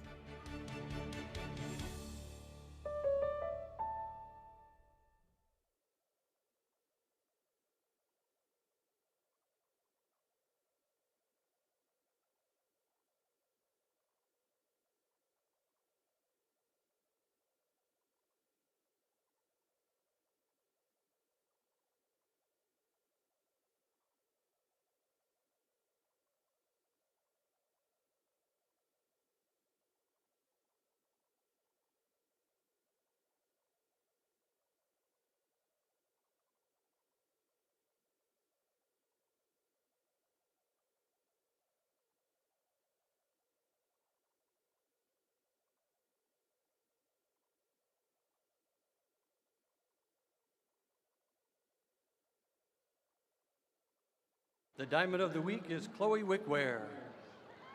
And Most Spirited Girl of the Week is Audrey Wilhoff.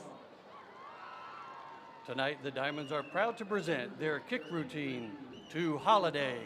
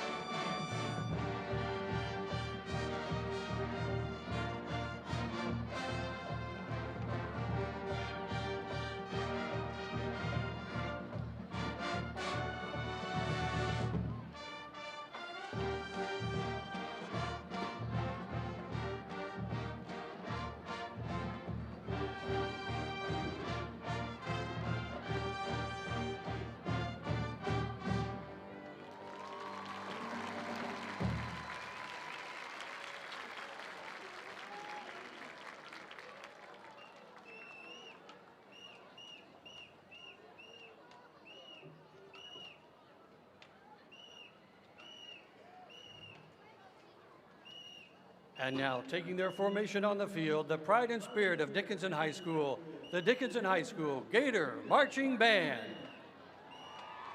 Drum majors for the band are Jaslyn Davis, Brady Korenick, Caroline Korenick, and Elias Rodriguez. The band is under the direction of Trevor Brazelton. Assistant directors are Risa Hsu, Alex Hedden, Robbie Wong, and Todd Summer.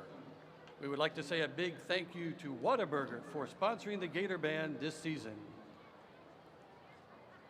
The Gator Band has returned home from their 4th year in a row competing at UIL State Marching Contest. The birds have all been put back in their nest, so we're going to switch it up tonight and present a spirited halftime show.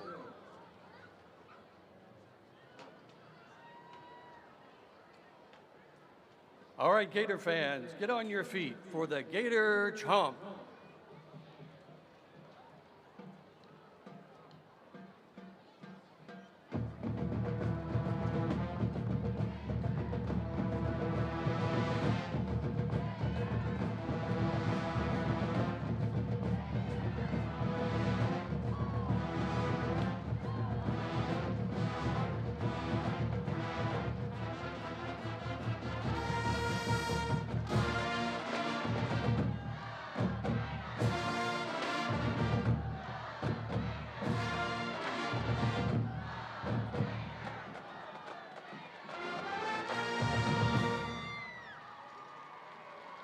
And now, join with the band as they play Bill Moffat's arrangement of The Horse.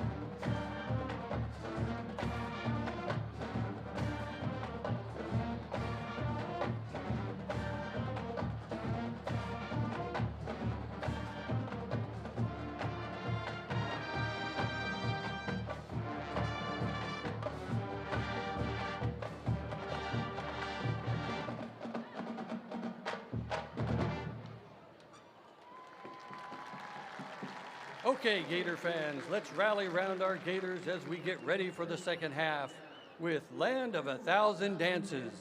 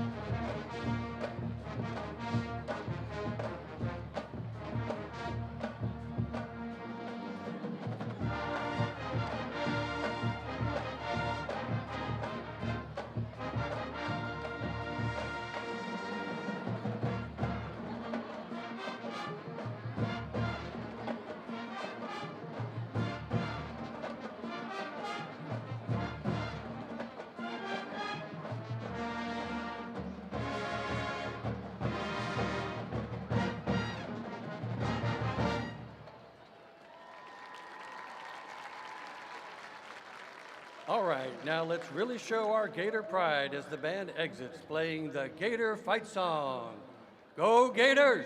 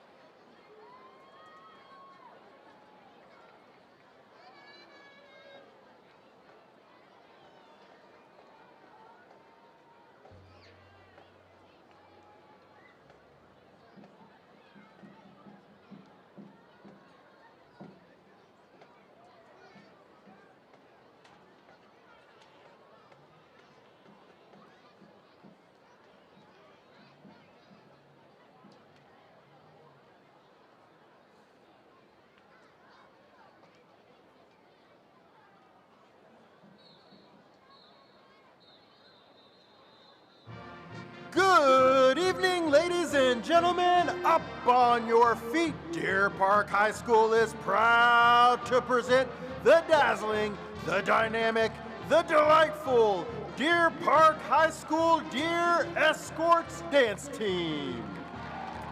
The dance officers are Lieutenant Haven Alsis, Lieutenant Michaela Bells, Lieutenant Michaela Cooper, Lieutenant Emily Franco, Lieutenant Ava Morrow, Lieutenant Haley Pena, and our Colonel Avery Holbrook. The social officers are Executive Emma De Leon, Executive Johnny Gonzalez, Executive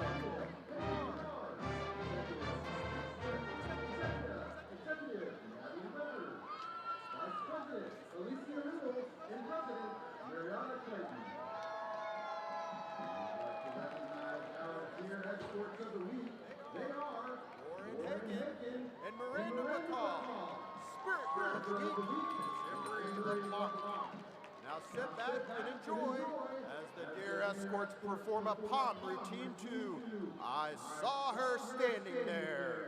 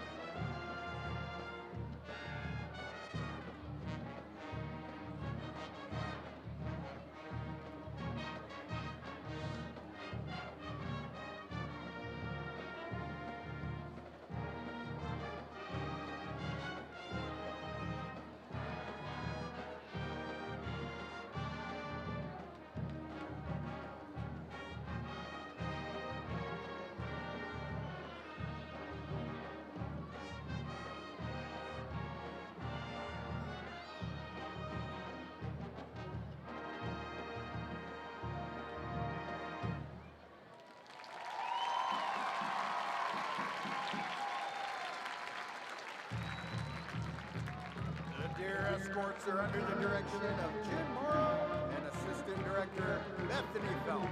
We would like to extend a special thank you to our Deer Escort Diamond sponsors. They are Bruce Pritchard, Down South Roofing and Construction, Monica Navarro Photography, Raising Canes, Revolution Performing Arts Center, Texas Traditions Bank, Oro Industrial Services LLC, United Contractors, Roofing and Renovation.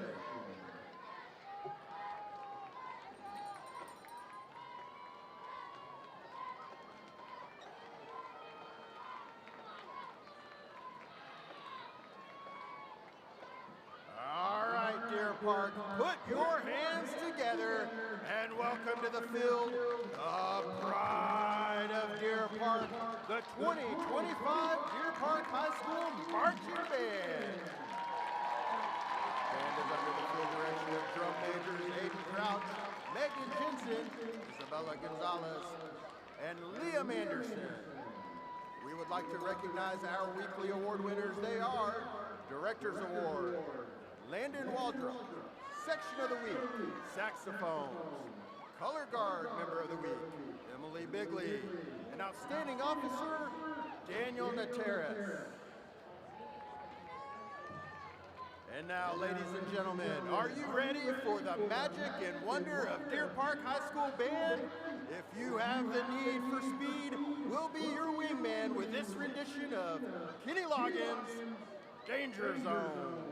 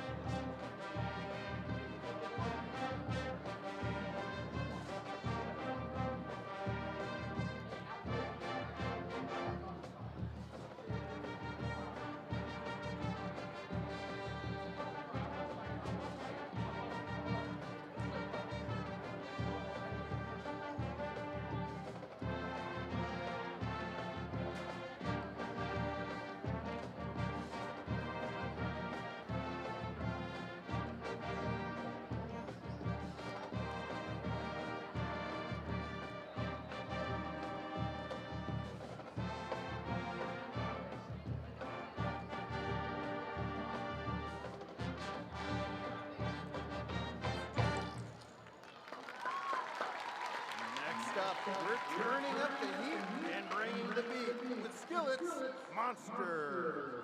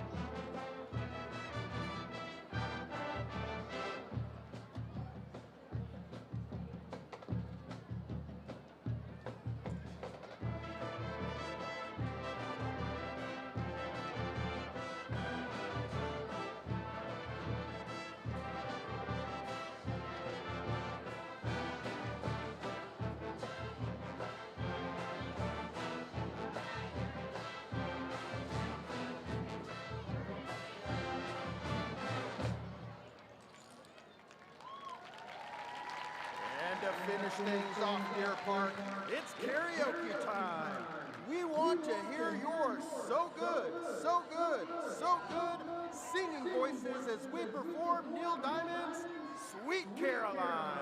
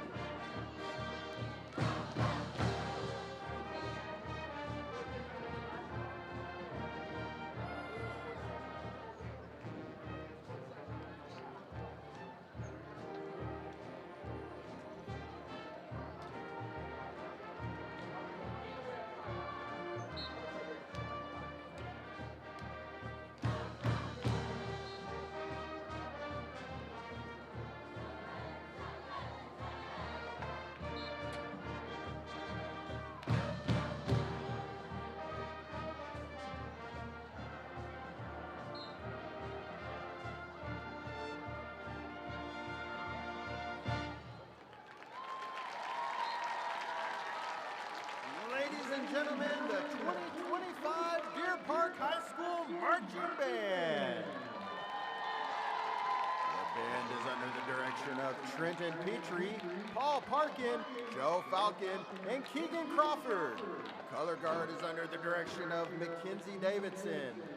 Junior high directors are Jeff Murphy, Lauren Gray, Zach Alcantara, Paul Daniel, Abby Sobieski, DJ Dixon, Joshua Poff, and Gavin Vaughn.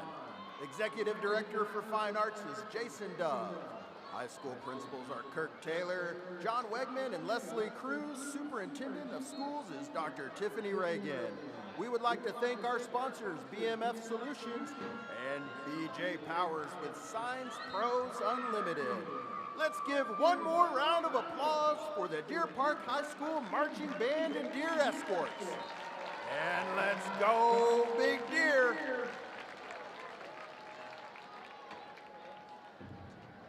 Thank you, Deer Park, for welcoming that law firm and trusting us for the past 2 years. We are still here for you, and will always be right around the corner.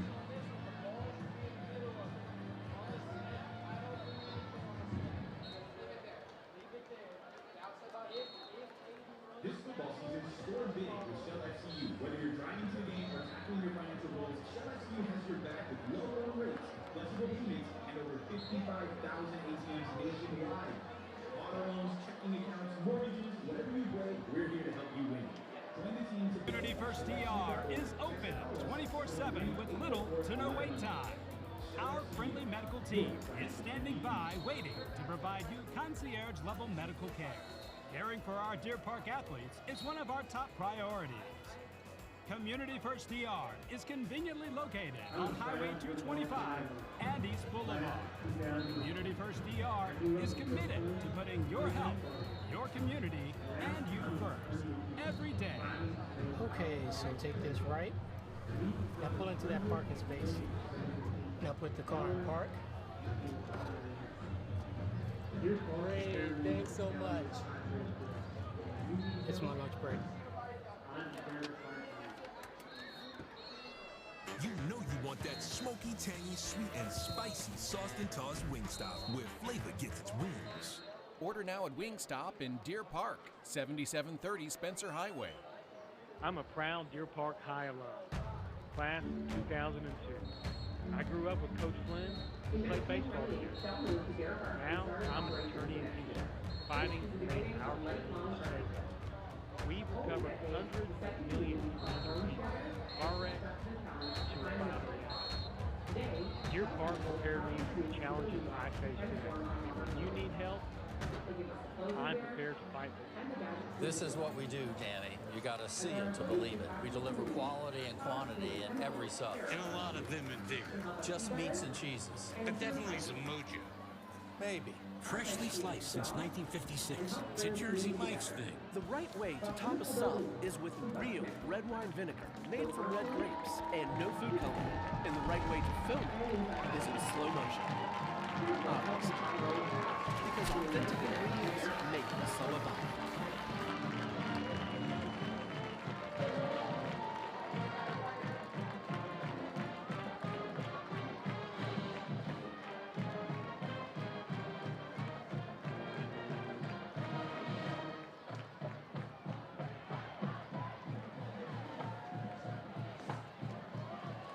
Well, welcome back to Abshire Stadium, everybody. Final regular season game of 2025. Mason Pratt here alongside Shane Creel. And Deer Park taking on and hosting Dickinson. But it was all Gators in the first 24 minutes, outgaining Deer Park 501 yards to 43. It was just Dickinson looking like a buzzsaw and looking like the #2 ranked team in the Houston area. Yeah, 501 yards. If someone were to say that was going to be the yardage at halftime for one team, you would think that's a typo. There's absolutely no way that that could happen. But if you were here in person or watching it on the stream, very believable. In fact, it could have been 700. Yeah, feels like. there was very little resistance put up by Deer Park in that first half. Speaking of resistance, I don't know why they're not putting our photo up there on the big screen right now. Come on, Jared. I'm sure we'll rotate in. Yeah, I mean, it's one of those things that you got some guys banged up, you know that going into the game, and they really put it on you in the first half, and they've got athletes all over the field. And so what do you tell your team when you go into halftime down 45-7? I honestly can't even fathom it. Going to be a long 24 minutes, but Deer Park had a little spark of life. Went 14-0, and then Gators went with a little squib kick. Braylon Ashton Jackson took it 70 yards to get Deer Park on the board, get some energy in the building. But just Dickinson went right back to work as we open up the second half. Fair catch signaled for and made as Lex getting underneath the high pooch kick.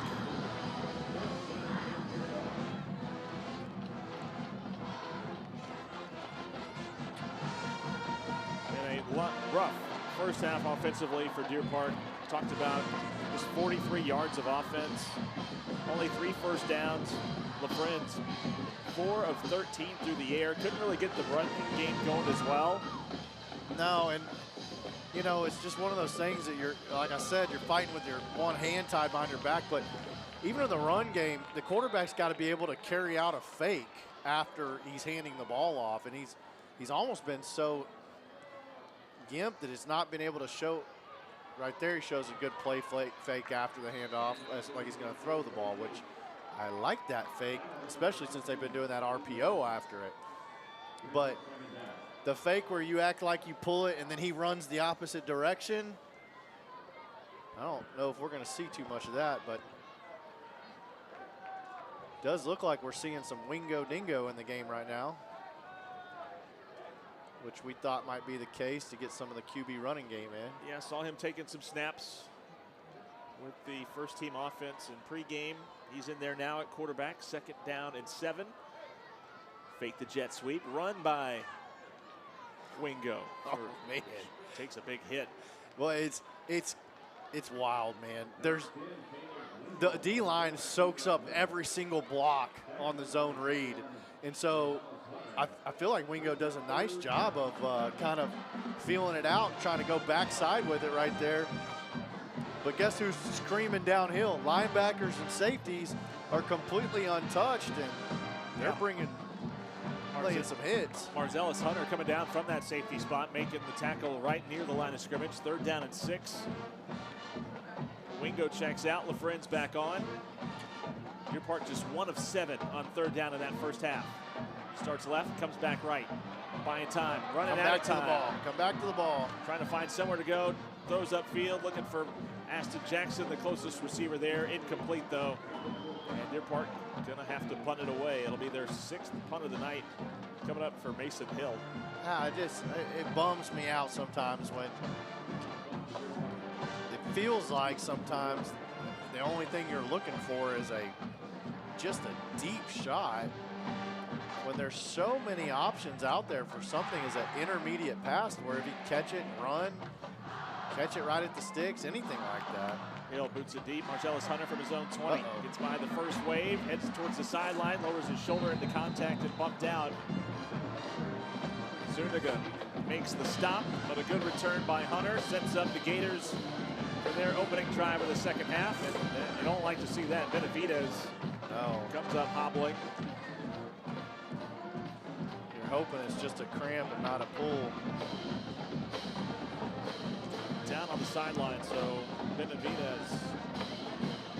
See one thing, they said we're not very happy with Trace Yates being downfield on coverage. They made sure they had a body on him that time and kind of ran him past the return man.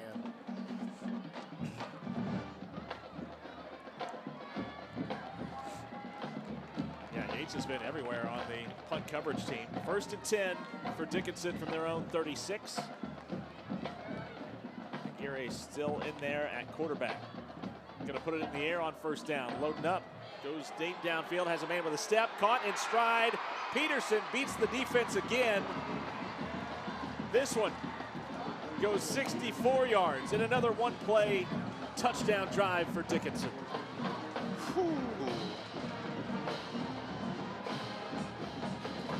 Again, safety is over the top, but does not get turned to run until he is past him. And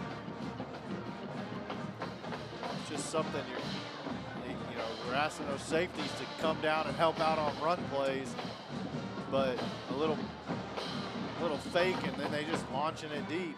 You gotta obviously honor the deep threat first. What a night for Peterson.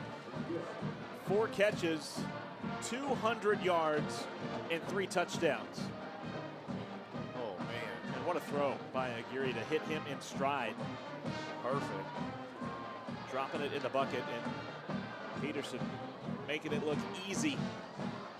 You know what's it's pretty impressive. Dickinson is averaging only 4.8 plays per drive. All of those scoring drives except for the very first. Yeah, turned it over on downs on the opening drive and goes touchdown, touchdown, touchdown, touchdown, touchdown, field goal, touchdown, touchdown. My goodness. 52 on the board now for Dickinson.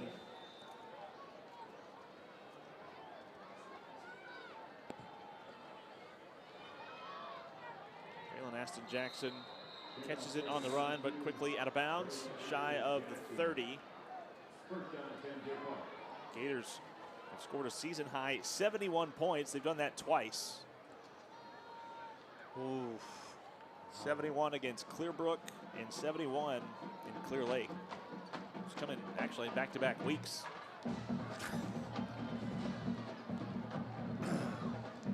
Well, they're on pace. I don't know what else to say. Yeah, when you can score in one play. Yeah. LaFriends and company take back over at their own 31. Delayed handoff. Zuniga with a nice little hole and one of the most successful runs of the night. Yeah. As he picks up about 6 on first down. It looked like just a little orbit motion in the backfield and maybe a counter by the defensive front. By the offensive front. Got a nice little kick out, and he was able to shoot it up there for, what, 6-7 yard gain. Oh, man, I'd be coming right back to that. Second down and 4.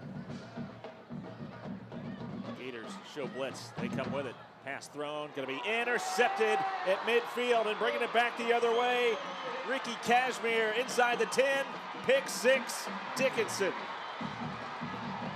Cashmere's 5th pick of the year, and this one goes the distance. I'm gonna have to see the replay. That it kind of threw me off because they made it look like that RPO, or it's just kind of a little mesh and then throwing it, but the receiver was running up the sideline to the wide side of the field, which makes this an incredibly long throw, and an incredibly long throw to any DB is something that they hope for, but to a DB that's a very fast, skilled athlete, it's a pick 6. Casimir, the district leader in interceptions. That's now his 5th of the year. He was tied with his teammate Marcellus Hunter before that interception right there. Delay a game on the kicking team. 5-yard penalty, retry. LaFriends throws his 8th pick of the season.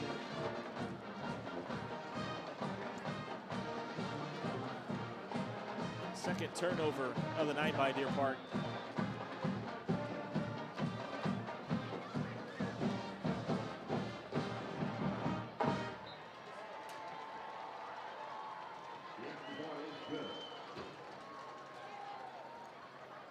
You see the replay, LaFriends. Far hash, and I don't know if he was expecting Schroeder to break in or something, but Schroeder looked like he was running up the sideline, and he's the far hash and just kind of throws it out there. And he read the quarterback the whole way and played the ball. That was a great play by him. Senior defensive back with the pick and runs it back 50 yards for the touchdown.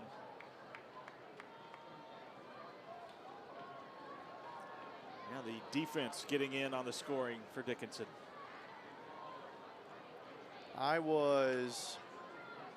This was the game I missed, I believe, last season. Yep. And how did it go? Was it similar or? No. It was rainy conditions over there at Vitanza Stadium, but Deer Park, they didn't play their best, gave up a lot of big plays. And Braylon Aston Jackson, another great return here, crosses midfield. Braylon Aston Jackson racing inside the 30. And look at Braylon Aston Jackson go. His second kickoff return for a touchdown.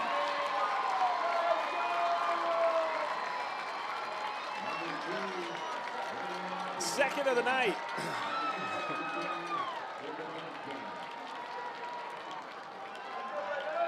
If only you could ask them to just kick off to you without them scoring points.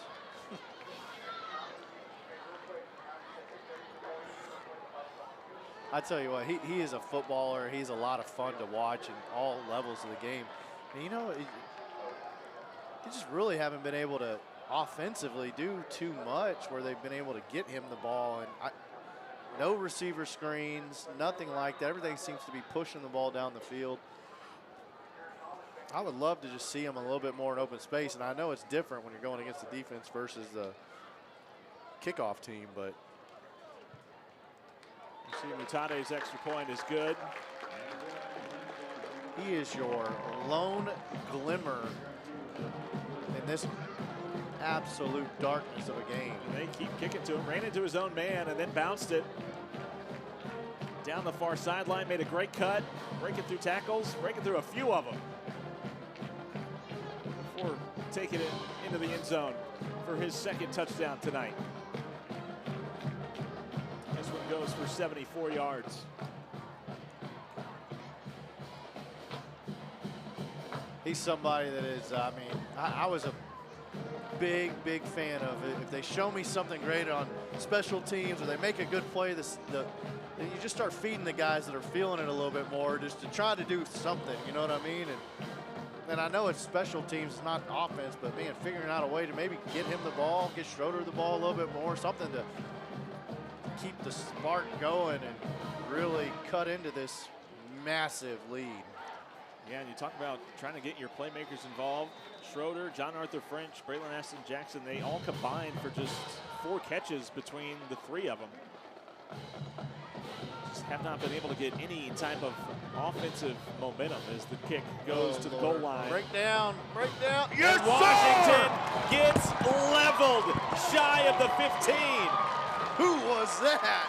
Dominic Goad laying the lumber. Man. Oh, man, I'm glad he didn't listen to me. I'm telling him to break down. He did not break stride, put the helmet on the numbers, and I mean at least some serious excitement on the special teams right now to bring us back to life here in the booth, I feel like. Jace Washington I yanked my headset off. Huge shot. Dominic Goad. Coach, you better tell the safeties to bail. Tell them to turn and run. I'm telling you right now, I don't know if 1st and 10. Ramirez in there at quarterback. They're going to go on the ground. Hand it off Bledsoe. Stacked up in the line before bouncing it to the near side and taken down. He picks up about 8 on 1st down. Man, it's almost a relief every time you see him hand off the ball, even if it goes for 9 yards. It's like only 9 yards. Could have been a 20-yard catch. Ramirez from the shotgun. Hand it off to Bledsoe again. Met at the line, stacked up. Not going to get it there as defensive line gets a little bit of penetration. They haven't had much tonight, but able to blow up that play. And I think they are going to give him just enough forward progress for the 1st down. Didn't look like he got there initially. No, not at all.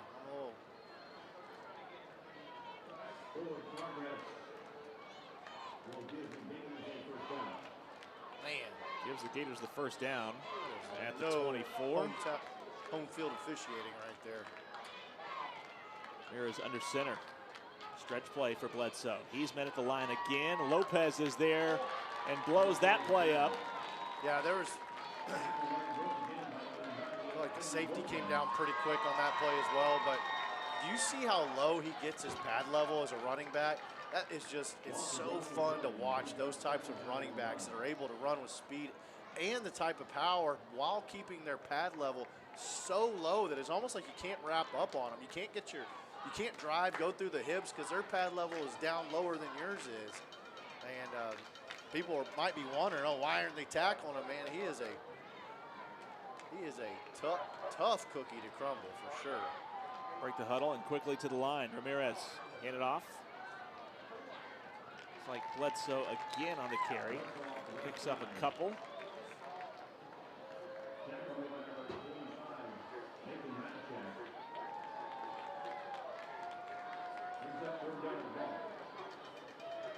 Third down and 8 coming up. Dickinson has not punted tonight. I'm still hyped up over that coverage hit, man. That might have been the hit of the season. I think you might be right. Break the huddle quickly to the line. Ramirez with Bledsoe in the backfield. Has time, fires over the middle, curl route, short-armed it. Had a man open along the far side, but unable to get it to him. Was looking for number 87, John Mann, incomplete. And Dickinson gonna have to punt for the first time tonight.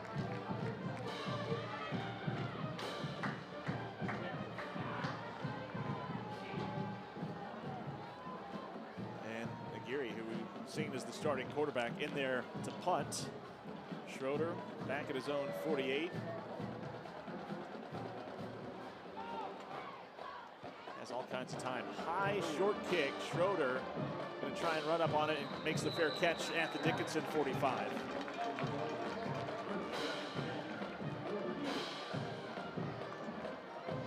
I'd like to see the offense get something going and just really be able to build on this small ray of light that Action Jackson and Goat have given them on special teams. You know what I mean? Like, yeah. Special teams has been the one exciting unit for Deer Park tonight. The most consistent. Kick returns, kick coverage, punt coverage, even punting. Mason Hill's done a great job as well. Yes, he has. First and 10 at the 45. LaFrenz loading up, looking for the deep ball. Time running out. He's going to be dropped for the sack. I just don't understand why okay. Zachary Glosson on the stop for Dickinson. Loss of 7 on the play.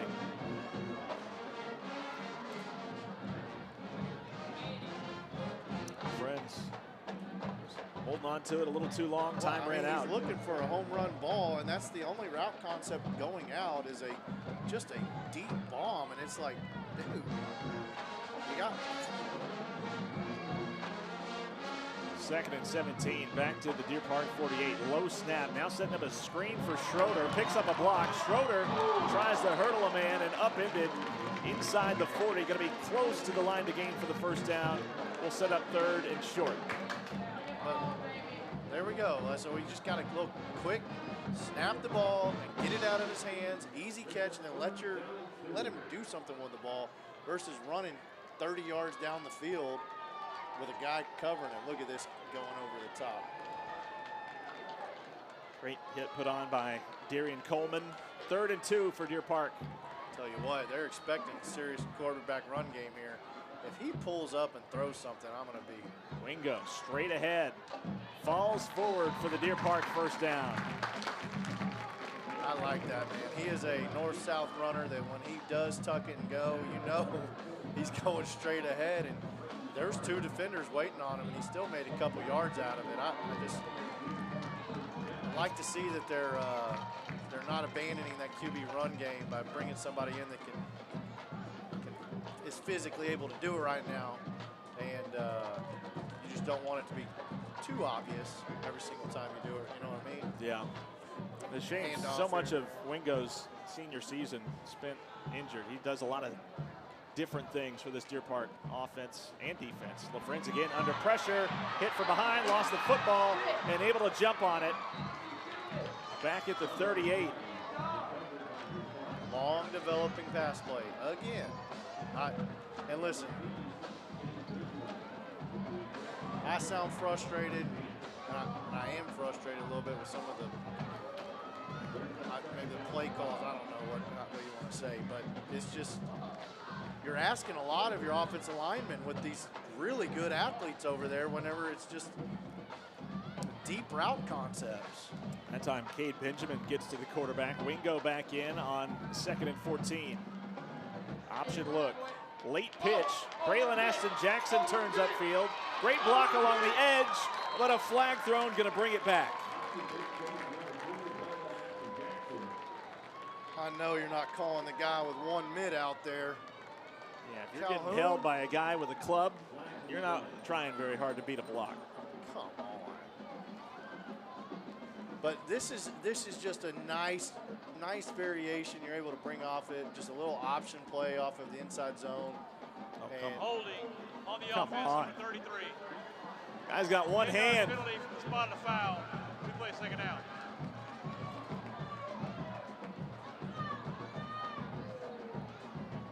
That is just coach's worst nightmare right there, where you finally get a couple of plays with some momentum going and penalty brings it back.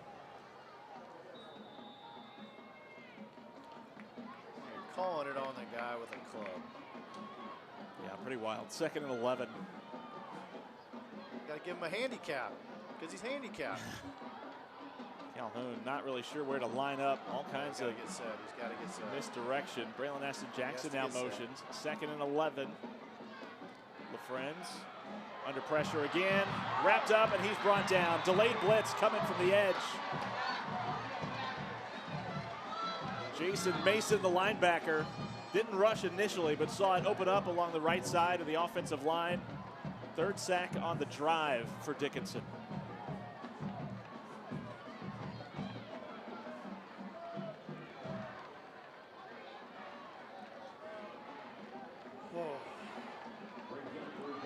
Loss of 6.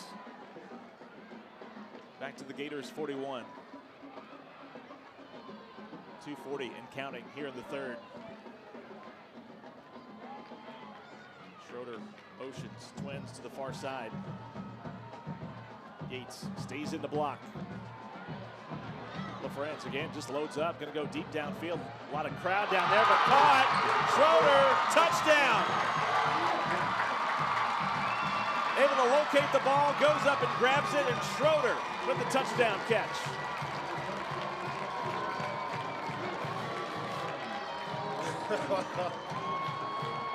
It's a great play by Schroeder, coming back to the ball and getting in the end zone right there. I don't have any more to say. I mean, great play by Schroeder. LaFrenz, we know he's not scared to let it rip.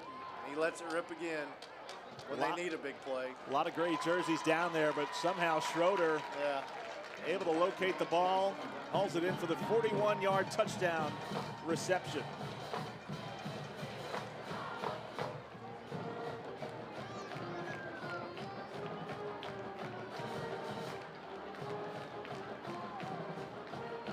Schroeder's 8th touchdown catch of the season.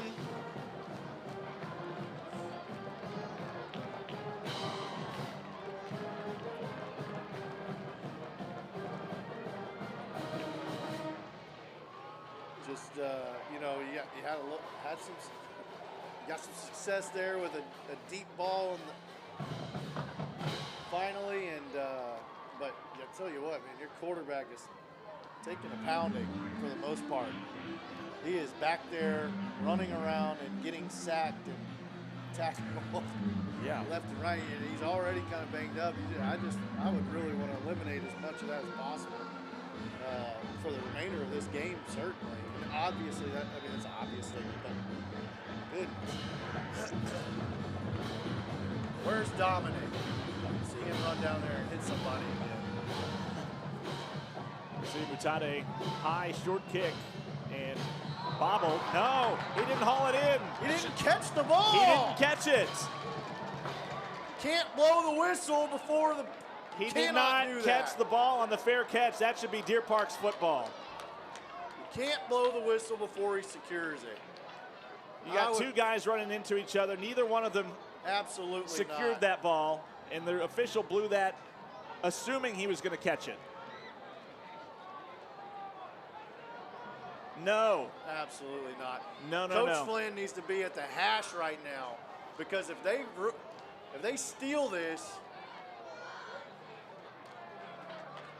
Cannot give this ball to Dickinson. There is no way.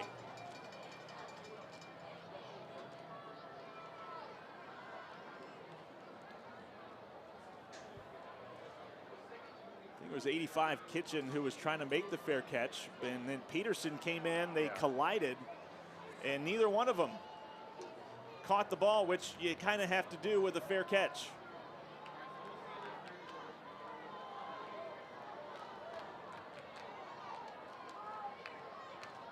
we're about to get a nonsense During the play, we had an inadvertent whistle. Ball we placed, spotted or non-recovery by Dickinson, first down. That is garbage. Unbelievable.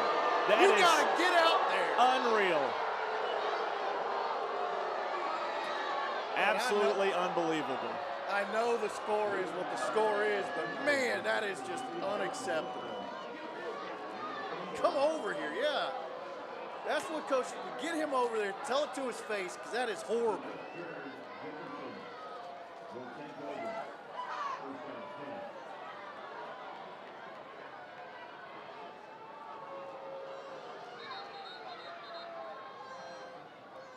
Coach Flynn giving this official an earful, and rightfully so, because this is bad. Blew the whistle there because they thought he had caught it when nobody for Dickinson had hauled that ball in.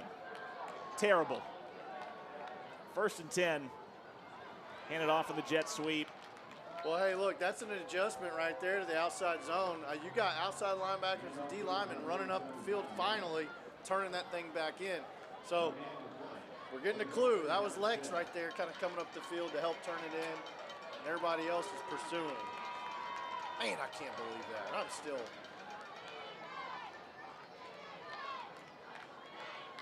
Second down and 9 for Dickinson after that jet sweep. Doesn't pick up much. Break the huddle. And Ramirez hands it off here. Second down and 9. Defense converge on the ball carrier. Lex in on the stop. Number 24, MJ Pugh, the running back, the junior, brings up 3rd down and 6. I really want to see some pads popping. If I'm Deer Park playing defense, there needs to be a few guys coming up ready for some. Good to see Benavidez back out there working out that cramp that had him hobbled a couple drives ago. Certainly.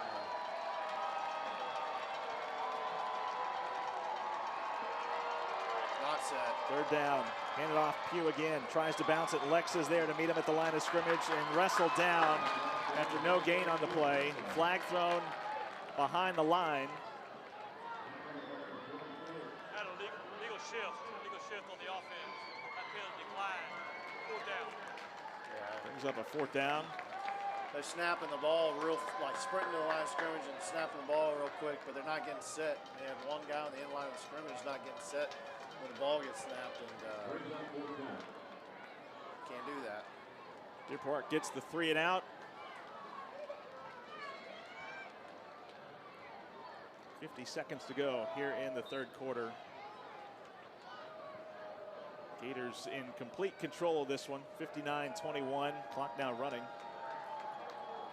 Schroeder back at his own 41. Another high kick.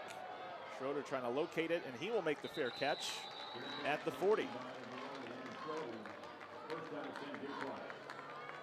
Well, Deer Park offense, even fighting through the negative plays on the last drive. LaFrenz was sacked 3 times, but still able to fight through that negative plays and wind up in the end zone. First offensive score by Deer Park tonight. A little bit of a prayer, honestly, in my opinion. Yeah. And you need some of those, certainly, where a guy goes up and just makes a play, and that's what Schroeder's there. I mean, Schroeder's done it time and time again, but LaFrenz, 1st and 10.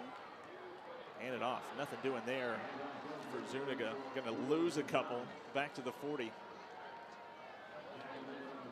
Had a little success on the ground last drive, but They're on Yeah. opening play of this one. Dickinson shuts the door. Yeah, and they had a couple really nice plays set up with Wingo in there, running the option and QB run game and stuff, but they're continuing in the fourth quarter. Final play of the third. Deer Park and Dickinson in that third period. Each exchange a couple of touchdowns. Another kick return for score by Braylon Aston Jackson. Schroeder got in the end zone on his fourth reception of the night, and we head to the final 12 minutes. Dickinson well on their way to the outright district championship. We head to the final 12, 59-21. Dickinson on top. It's time to live up to your promise. Have you heard about the Promise at Sandjack Scholarship? The scholarship offers money to help cover books and tuition for high school graduates from the San Jacinto Taxing District. Go to sanjack.edu/promise to submit your pledge and application for a debt-free degree. San Jacinto College, we're changing impossible to I'm possible. At Shell Federal Credit Union, banking the better is waiting. With only a $5 initial deposit, you can bank with Shell C if you live, work, worship, attend school, or regularly conduct business in. Back here to open up the fourth quarter. Second down and 12. Looking for John Arthur French along the near sideline. Incomplete. Looking at some other scores from around the district. And who District 24 6A will match up with in the bi-district round. Atascocita 49-0 over Goose Creek Memorial. So if this score holds, Dickinson would be the district champ. They'd be facing the big school, or the second place big school rather, taking on Atascocita. And Deer Park would head to Galena Park to take on North Shore, who is losing to Summer Creek, by the way, 27-0. Oh, wow. Bulldogs with shutting out the Mustangs. Third down and 12 from the Deer Park 39. And Whistle's going to blow this one dead. Timeout taken by Coach Flynn. And around the district, Falls finished out the regular season last night, 67-28 over Clear Lake. Clear Lake finishes the season winless through the year. Or scratch that, they did pick up a win over Clear Brook. Clear Brook going to finish the season without a win, down by 8 to Brazoswood. And then Clear Springs in cruise control over Clear Creek, 41-0. So the four playoff teams for 24 6A, you got Deer Park, Dickinson, Clear Springs, and Clear Falls.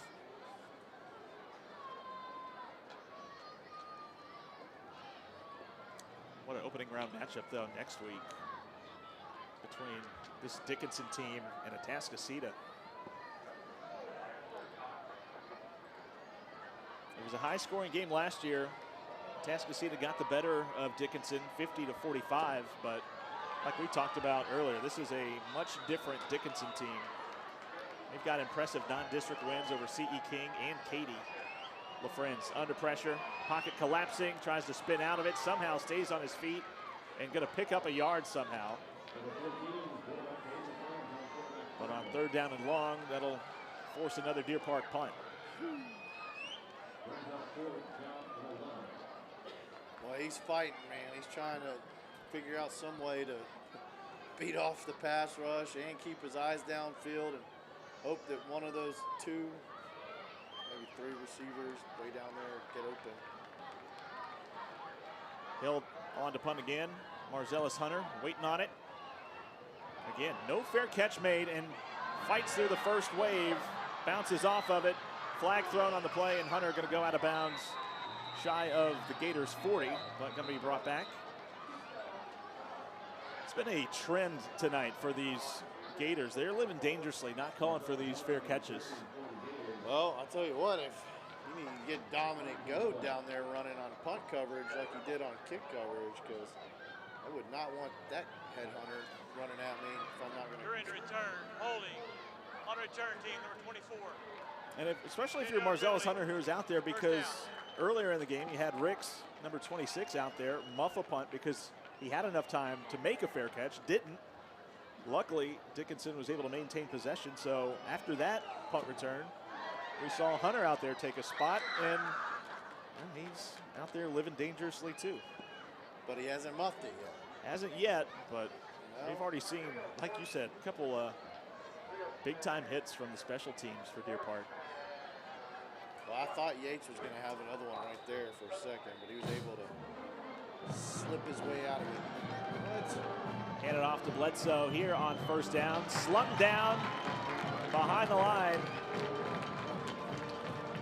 Great pursuit there from Salinas, the defensive end for Deer Park, number 91, getting to it. And dropping Bledsoe for about a 2-yard loss on first down.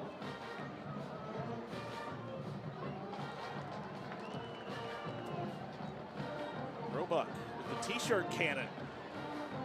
That thing gets some impressive height and distance on it, for sure. 2nd and 13. Harris takes the snap, straight handoff again for Bledsoe, this time right up the gut.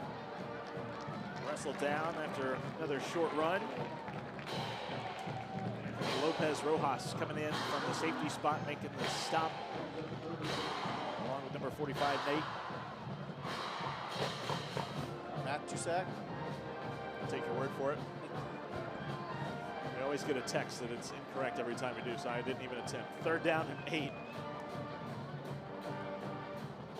Gators approaching 600 yards of offense tonight.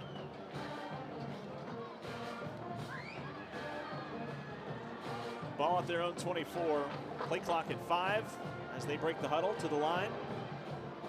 Now send a man in motion. Quick throw, curl route, in and out of the hands. Should have been hauled in. 86. Andrew Augustine was there. Couldn't make the adjustment to the throw. Clock stops with 9:33 to go. And Dickinson going to be punting it away again.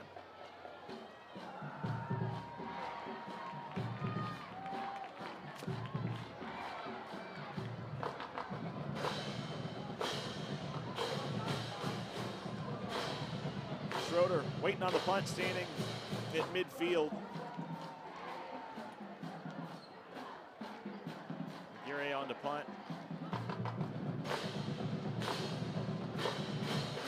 Low line drive kick takes a Dickinson roll inside the 40. And going to roll a little bit more and going to be down to the 29. Marcellus Hunter down there.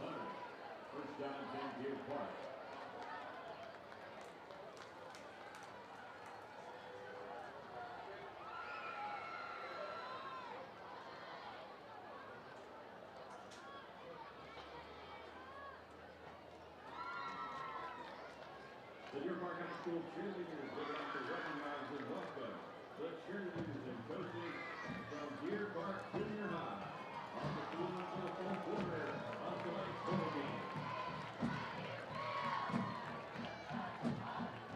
Wingo going to start this drive at quarterback with 9:20 to go in the ball game.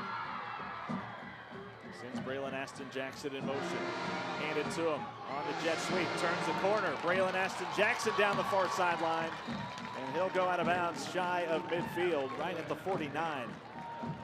Well, I mean, it's just a little bit different when they run the kind of jet sweep with a quarterback that can potentially pull it and go downhill. Those linebackers can't go flying out of there with the jet sweep. They got to honor it a little bit more on the inside run play. And then right there, you see the corner kind of takes an inside angle, and Action Jackson makes it pay for it. Jake Blair now in there at quarterback, number 11. Straight handoff for Yates. Stacked at the line, but bounces it. And now Yates with his longest run of the night. And look at him go. Bounces it inside the 20. Trace Yates all the way to the end zone. 51-yard touchdown run.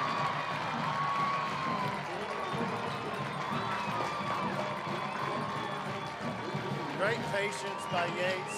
We're used to seeing that by him. It's just maybe a little different guys on the field right here in the fourth quarter, but he just does a great job with his vision and patience. And he kind of cuts it back against the grain, and you see he does have some breakaway speed, man. Yeah, a little bit of everything on display on that run. Great vision.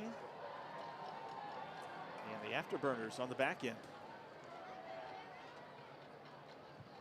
extra point blocked and going to roll out of the back of the end zone. So the score is going to stay 59-27.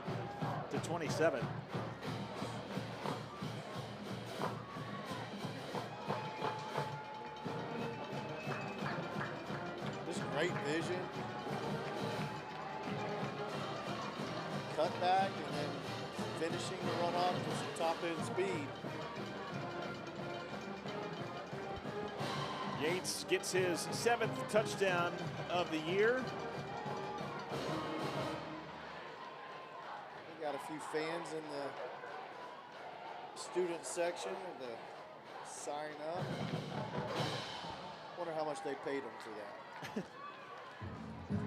Also a season-long run of 51 for Trace Yates right there.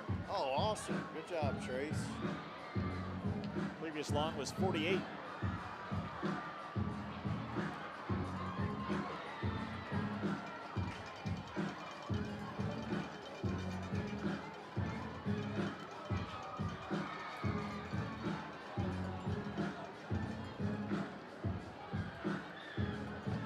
Just under 9 minutes to go in this one. Park's been able to do a little window dressing here in the second half. But it was all Gators throughout that first half that really put them in coast mode. Yeah. I mean, they are an impressive football team from top to bottom.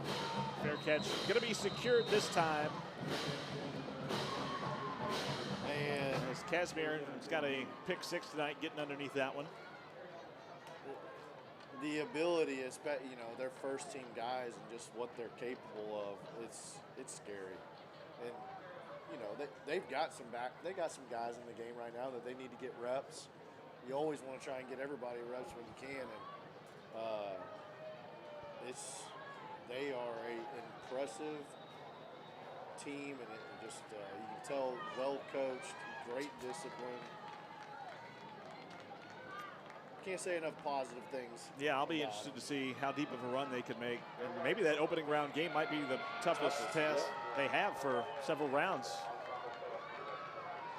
Handed off here on first down. Another new quarterback in for Dickinson.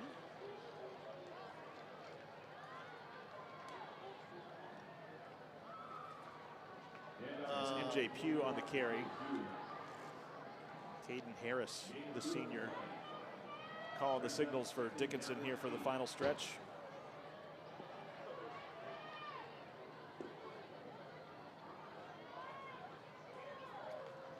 You know, 8:20 and counting, 59-27. Gators on top.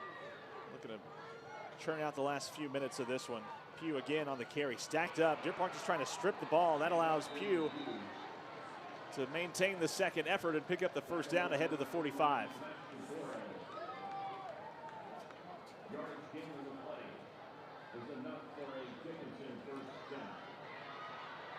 Yeah, I mean, they're obviously going for the ball right here.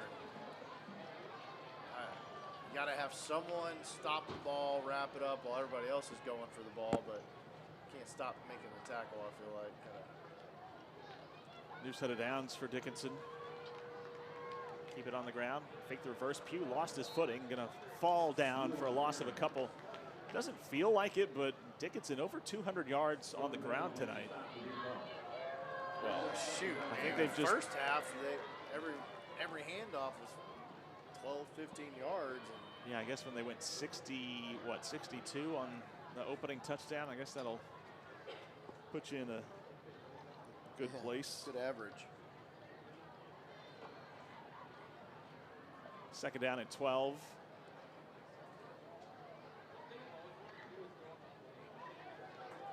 Harris sends a man in motion, takes the snap. Back on the ground for Pugh. Sutter steps at the line, tries to get by the first contact. Good swarm tackle by this Deer Park defense to bring him down for a gain of just a yard.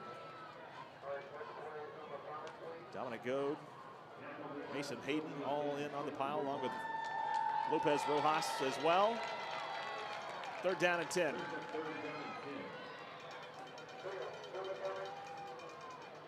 Yeah, Deer Park's they're letting some of their guys get some reps that you don't see quite as much at the beginning of games, but it's nice to see them really pursuing the football and swarming to it, just like you said.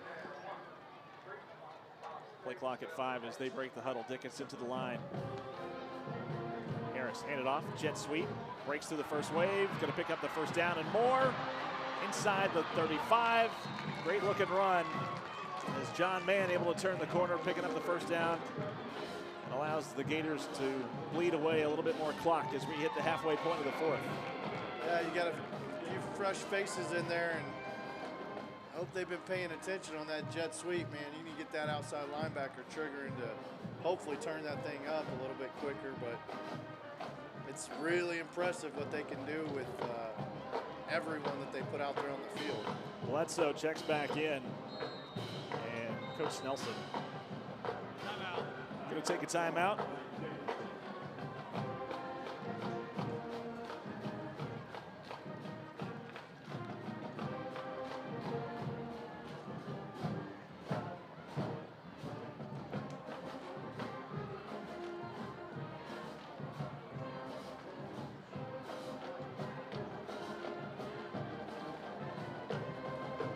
Coach Nelson now in his 14th season at Dickinson. Took over in 2012, was head coach for Pasadena Memorial for several years.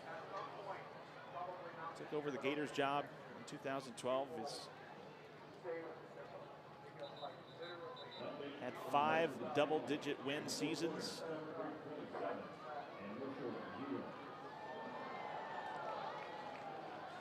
Well, he knows he's got something special with this group of kids this year, and something to be very proud of for sure. Just top to bottom. I mean, offense, defense, special teams, just they look pretty sharp.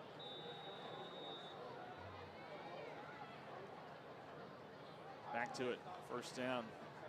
Harris, keeper this time by the quarterback, going to try and bounce it to the far side, gets by the linebacker, picks up about 5, goes out of bounds near the 25. Yeah, a little QB counter right there, and he's able to bounce it, get positive yards.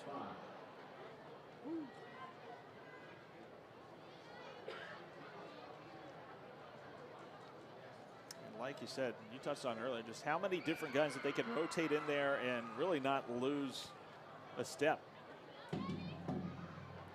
Seen about 5 or 6 deep at the wide receiver position. Multiple running backs run with success. Second down and 5, Bledsoe in motion. He gets the call. He's going to try and turn the corner. Bledsoe stumbling his way down to the 24. He's lucky he got tripped up right there by, I think, Gabriel Salinas coming off the end. But thought he was going to be able to turn up the field again. Yeah, it looked like he was going to be able to get that edge. Yeah, it's just something that's always impressive to me, you know, as an ex-coach, that when you can relay the concept to everyone, even the guys that don't get to take as many snaps in practice and in games, but that they understand the concepts and that they're able to go out and execute it, it's just really, that's something special to be able to do. Bledsoe, full steam ahead, right into the defensive line for Deer Park. Looks like Goad coming in off the pile, as well as Mason Hayden. Sebastian Torres as well along the defensive line making the stop. 4th down and 1, and the offense going to stay out there for Dickinson. Under 4 minutes to go. Dickinson used a hot start in the first half, pulled away from Deer Park, and was just lights out on both sides of the ball. Yeah, pretty rapidly. That initial stop Deer Park was able to make after, I believe, a 10-play drive. Yeah. You know, okay, well, what do we got going on? I mean, 1 play and they scored. And 1 play again they scored. I mean, it was rapid fire after that. Yeah, they made the stop on 4th down, and then Offense trying to get something going. Had to punt one play, 62-yard touchdown. Deer Park had to punt it right back to him. One play, 90 yards, and just like that, you felt like, uh-oh.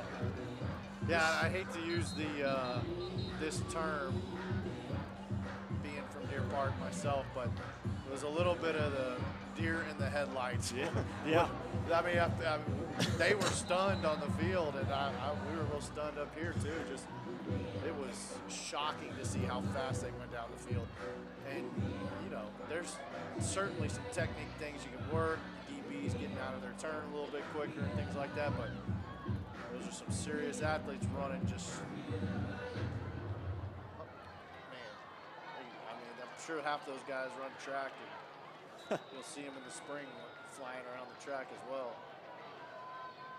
And for Deer Park, sets up another meeting with North Shore in the opening round. The third consecutive season, Deer Park will take on the Mustangs in the bi-district round. Fourth down, yard to go. Harris on the keeper, gets a lead block.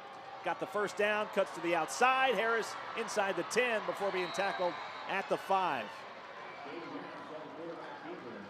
Harris was looking for 6. Man.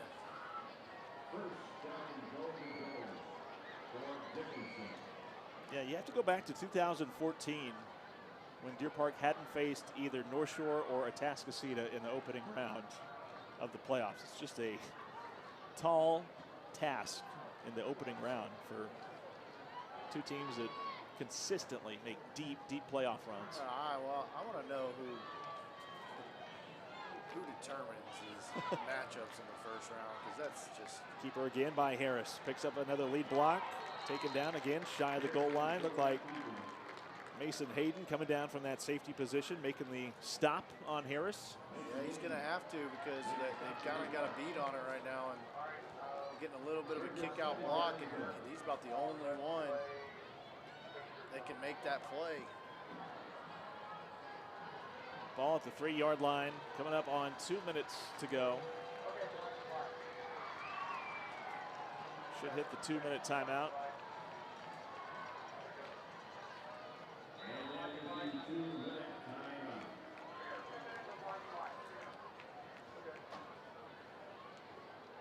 You also have realignment coming up in February, I believe is when they announced those new districts. So can they realign who you play in the first round? Well, even through the different realignments, Deer Park has just been unable to avoid Atascocita or North Shore. When it was a couple of years ago, last realignment, we were with Pasadena schools. We were still having to take on North Shore and Atascocita. Now that they've shifted away from the Pasadena schools, a few of those have bumped down to 5A. Now you're with more of the Clear Creek ISD schools. And still, even in the opening round over the last 2 years, still matching up against North Shore and Atascocita. So you need some drastic line changes, I think. Oh, man.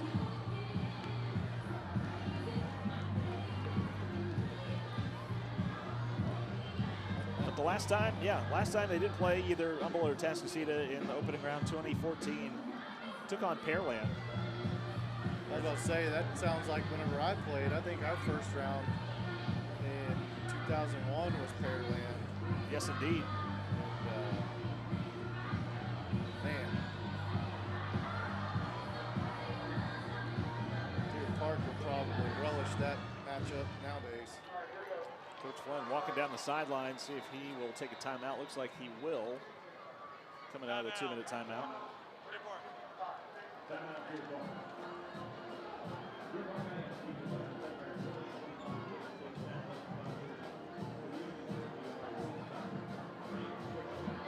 Yeah, been some interesting opening round matchups for Deer Park over the years. Like you said, Pearland in your year back in 2001. Year after was Brazoswood, so way down south. 05 was Clear Creek. 2006, my year, we took on Kingwood. That was when we were actually in the same district as North Shore. Now North Shore and Kingwood in the same district. Yeah. That's a tough district right now. Yeah. You're lucky to make it out of the district. Those schools. 2011 opening round matchup was against Beaumont Westbrook. That is drastically different alignments. And was that the one where Westbrook went on to, did they go on to win it that year? No, Deer Park actually won that one, 31 to 30. Okay. And then lost to Pearland in the area round.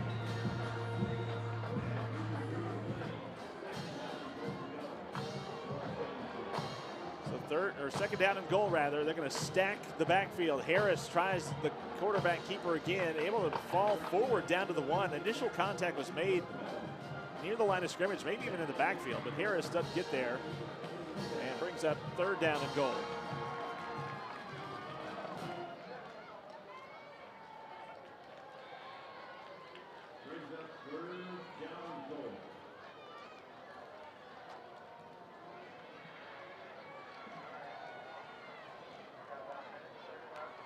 Still been looking for us on the fan cam there on the big screen. I saw us one time during, I think it was during halftime, but they quickly. They turned the page pretty quickly. Yeah. Yeah. They didn't want two good looking guys on the screen for too long. Harris on the keeper. Shut away on third down as he tried to bounce it. Who was that coming off the backside?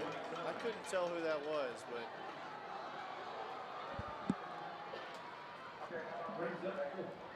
Fourth down, clock running inside of a minute to go. Aguilera. I was kind of looking back and forth with the monitor and missed it. But somebody came off the backside. Looked like a shot out of a cannon.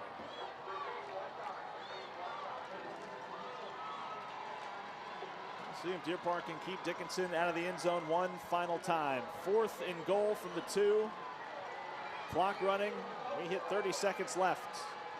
Handed off Bledsoe. Stutter steps, tries to dive for the line. Dickinson thinks they got there. Official, I think, going to mark him shy. No, a late touchdown signal. He was marking it at the 1 as he ran in and then decided touchdown. Yeah, he took contact, got him before, a couple yards before the end zone, but forward momentum and everything, he was able to get in. Far side official running down the line at the 1, and then once he got to the pile, signal touchdown. I'll tell you what, he's the whistleblower, right? That's the whistleblower. Yeah. Extra point through the uprights and good. 66 on the board for Dickinson. He's a whistleblower on freaking muffed, and he's a crooked line judge. What do we got to do? All right. They're rolling through the pictures up on the scoreboard again. Oh, good. Maybe they'll roll back through us. Just 23 seconds left in this one. Dickinson going to win their 2nd outright district title in the last 3 years. Had a split of the district championship last year, co-champs.